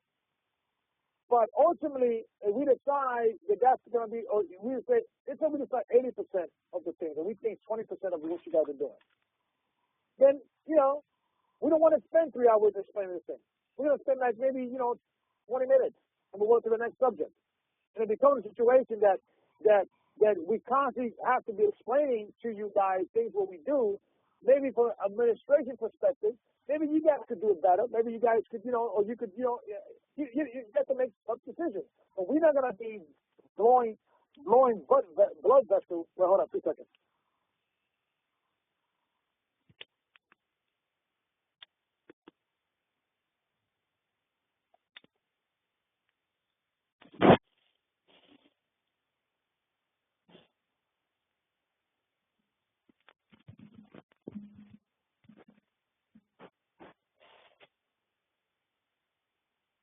Hello?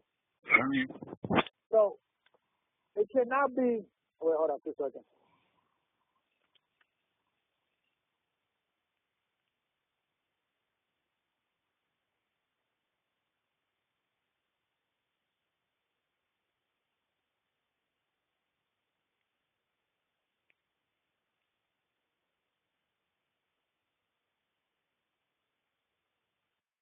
And so what was I saying? So what I'm saying is it cannot be a situation that because we spend most of the time and we are speaking most of you and I are talking, we could be talking about the lesson or other stuff, so we're spending most of the time on whether the structure may or may not change. But some of it is, but it may not affect the conference or what have you or what have you, or the vote. And we're spending almost 2 hours. No, I mean, well, sometimes things need to be discussed. I mean, when there's been no communication for a long time, or things have not been explained or not been talked about. I mean, talking administratively only, we agree, got to tithe according to the law. But when you do send the tithes, what's happening to it? That's got to be explained. I mean, we're not back in the day where we have a country, where we have a priest and a king and an army. We're not there. So yeah, explanation has got to happen. It just has to happen. No, well, it doesn't have to do anything. We could do it, and then if you choose not to, then you have to decide what you're gonna do, dude. Well, anytime you think that you can do something without explaining your actions, then you're saying that you don't have to give account. No. It all depends, because sometimes, but I've been in situations that, and I used to over-explain everything. And I usually do.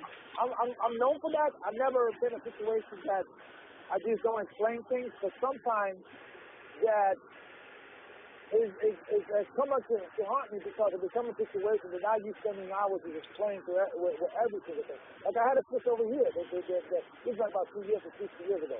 That she didn't need to explain every single thing that we do. I don't do that, because it becomes like people have like they become the validator of what we need to do.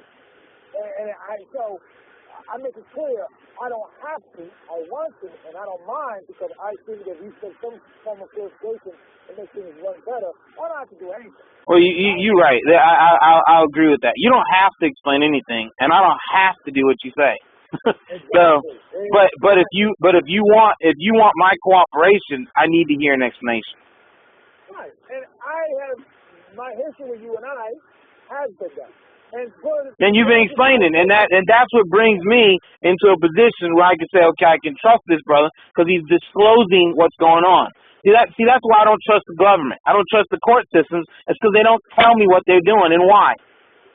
Right, if I understand it, but what I'm saying is that this is not an issue of me explaining, because I think I explained it to you guys. You guys are disagreeing. Well, I wasn't a part of this thing you're talking about, so I don't know. But I'm talking about you right now, because I'm explaining things and you are disagreeing with, because the same situation is happening now with you. You're disagreeing with that. So it's a difference. It's not that we're not explaining, because we explained to the first time when you sent it when we meet it. In the same way I explained it to you. You just disagreeing with it. It is major difference.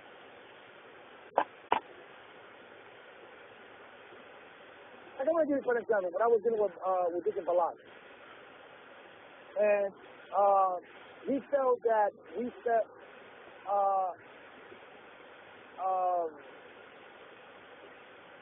that in regards to certain things we've done, we should have done this, and the other. And he gave his reason why. And then it was noted. But one thing I respect with the brother is that the brother still follow through what was established in the thing by the church. I had to tell my brother, but this is the reason why we split, and it was a 5-minute conversation, and it didn't last for 2 hours. You get what I'm saying? I mean, he's a good guy. He's not as thought worthy as me. I don't know. But me, I like to understand what's going on, because I understand that I'm accountable for whatever I put my hands to, and not before you, but before Most High. And I want to know, what am I getting ready to get myself into? But I'm explaining to you, brother, you're disagreeing with the conversation. This is a disagreement. So I don't want to be. No, I'm not. I don't think I'm disagreeing. I just think that I don't understand where you're going with some of these things. I would disagree. Let's agree to disagree.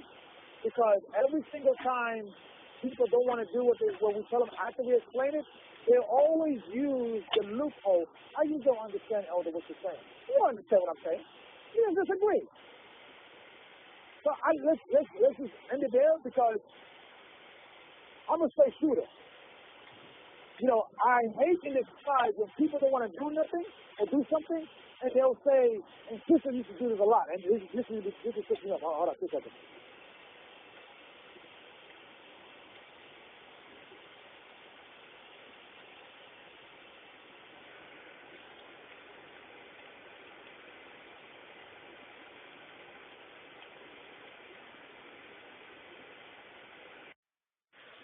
All right, Shalom. But what I'm saying, brother, if you disagree, just say that. Don't say you don't understand. You do understand what I'm saying. You just disagree. You feel that that because of the difficulty of traveling and everybody spread out and things like that. And then we heard that because that was the same thing that other people were saying with California, and things of that nature. But we disagree on that. So it's not that you don't understand. You just disagree with our approach. Your approach and our approach is a difference. And ultimately, and just to bring out one thing, ultimately, since you're not local, it's not really a decision that you can ultimately dictate. There has to be a decision that's done by the local people because they're the ones that are doing the stuff. No. It's not you. No. Like if you tell me how a church is going to run as a whole, okay, I can go with that. But if you tell them how somebody should do something and you're nowhere near them, I'm not understanding that. I don't understand how you could do that to begin with. Well, the reason, hey, we disagree with that because that exactly what was the problem at the Riverside. Riverside decided to elect a brother a deacon. Riverside decided to give him time without no oversight. But this is not a democracy. No, I'm not talking about no democracy. I'm not talking about, I'm saying if somebody's going to become an elder inside this church, the other elders need to know, deacons need to know, there needs to be some kind of appointment, something. But there also needs to be a for instance, I'm going to give you a perfect example. Elder Gabar in California became an elder. Do you know the first thing I did? I emailed the church and asked, is this guy the elder? And is he in charge of this church over here in this area now? No email I got? No, he's not. There was the communication was so lackadaisical that they didn't even know who became an elder. And they're controlling the email. No, well, that's when I turned around. Then I said, what the hell? But then I sent you an email, and I sent another email, and I wanted to get. And then I kept calling you until I finally got an answer. But that took a few weeks to actually happen. And see that right there is where the accountability has got to be two ways. It's got to be two ways. I remember that email. Because at that point, the church was actually correct because the boy got accepted as a deacon. He was not the elder. No. He was the elder at the time. No. He became a deacon before that, and then he became the elder. Because you even told me yourself. Because I called you. I said, "Hey, is this guy the elder?" And you said, "Yeah, he's the elder." No, that was not. That was not when originally was he supposed to have been the deacon and elder. Because my position I wanted him to be the deacon and elder. We had another meeting, okay, and that was something that we was having that conversation with the book, but it wasn't like finalized. So when the bar preemptively made that statement, he's going to be the elder, we spoke strong. Because that was something that we wanted to put him at. We wanted to ask him if he wanted to be there, and to kind of have a meeting to see if that was really pushing for that. And the elders, we had the meetings, and they were saying, I think we should have your Rockman as a vision elder and have him as the deacon in that area reporting to your rock. So he would be the senior deacon, the senior person there. So it was a situation that it was a lack of communication on both sides, not only the church. Because Brother Gabar misspoke by saying that he's an elder before we officially put him there. You understand what I'm saying? And then we had this conversation. I don't want to discuss that we have it now, but it was a misunderstanding that he resolved and it was resolved. Now when we had the meeting where we put him in was the overseer of California. And that's all he is right now. He's the overseer of California. So he's not over Arizona? He's not over Arizona. He's not over Nevada, which has a deficiency of leadership. Right. We're gonna put somebody. We're gonna meet with every region and see case by case. There may be some region he may get, right? Like Washington State, looking into that. We're looking to Arizona. We're looking into that and things of that nature. But well, he was never in charge of this stuff. Even though the conference call was something that we encourage him to do for those that are not within the California region. It was Iraq Mayal. And he was more like the older. Who is that guy? Who's the Rock Mayal? I've never heard him. Well, he's one of the he's a regional elder. But who is he? I've never even heard. I've never heard this guy speak. Never heard him do a lesson. I've never even talked to this guy. Right, that's okay. He's the boss spoke to him. Is he in Is he in America? He's outside of America. How is he a regional elder? Because we elected him. I'm telling you how things are. Okay. Okay. Not to go back and forth with you. All right. So that's what's going on. So in that email, technically, the bar began to call himself that title without it was officially. You get what I'm saying? And I was pushing for that. I was pushing for him to be the regional elder, but he kind of like misspoke before it was finalized. And I particularly told him that. But I'm thinking of doing this, that, and the other, and then it was changed. But it was never finalized. So what was finalized was that he would be in charge of California. That was what was finalized. And Iraq will call everybody else with a different region, and then Gabar with the phone call would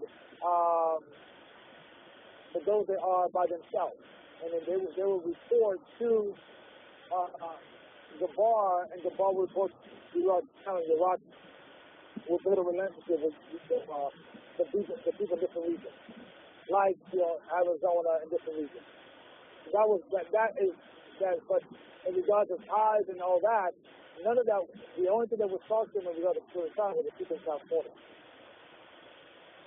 not in Arizona, not in Washington State, and that was a misunderstanding. We clear up. Like you, a good example. You see what I'm saying? Nobody. That was something that you took upon yourself to do that, and that's fine. And we don't have a problem with that. But we're going forward correcting that. No, I mean, I'm just gonna say this, and I'm gonna say this from not only understanding of law, but I'm gonna say I see Elder Gabar in California as Elder Gabar over the West Coast, and I say that because he's addressing the matters in the entire area where no one else is. He's not elder because, in my opinion, in my humble opinion, he's not elder because he was appointed. He's elder because he's doing the work. He's doing the work. He's filling the gap that's not being filled by anybody else. And unless somebody's going to be put in there and fill the gap that he's filling, I don't see how. I really think that you should really get behind him and let him really become elder over this whole area and 100% endorse it, because he gets people to do the work, and that's what we need. We don't have the laborers. The harvest is the laborers are few. The harvest is plenty, and laborers are few. There's nobody out there doing the work. This brother's getting people to do the work. Right. So we could still doing the work without the title. And that's what, that's why we're gonna. That's why me personally, I don't see. I think you should. I think that's a fault on you guys for not endorsing that. You should give him the title, because he's the only person that's here doing it. I don't know these two other elders you mentioned. I've never heard them speak. I've never heard them give a lesson. I've never even talked to them. So as far as I'm concerned, they're not an elder to me. I don't know them. Well, they are an elder. They are an elder. But I mean, you're an elder. You know why I say you're an elder? I've seen you teach. I've seen you do the work. You're not an elder because you gave yourself the title or the church gave you the title. You're an elder to me because I've seen you do the work. I don't know these other guys. They're not elders to me. I mean, I respect them. If you tell me this is the elder of this area, like Elder Lamar Ahab, okay, fine. I don't know him. But to say that this guy's an elder. I'm supposed to respect him and jump up and no. I don't. Who are? At least let me know who you are. You know, I mean, I got to know who these guys are. Elder Gabar, both Elder Gabars, you and him have shown me you are a true elder, not by title, but by your actions. You've proven it to me. He's proven it to me. I don't know these other guys. Elder Lamar Aham, he hasn't proven it to me. He seems like a good teacher on the lesson I heard, so he definitely got a good teacher. You know, Elder Ricard in New York. I mean, and I don't even know where he's at. Somewhere in the UK or Egypt, or I don't know. Hold on, just 2 seconds.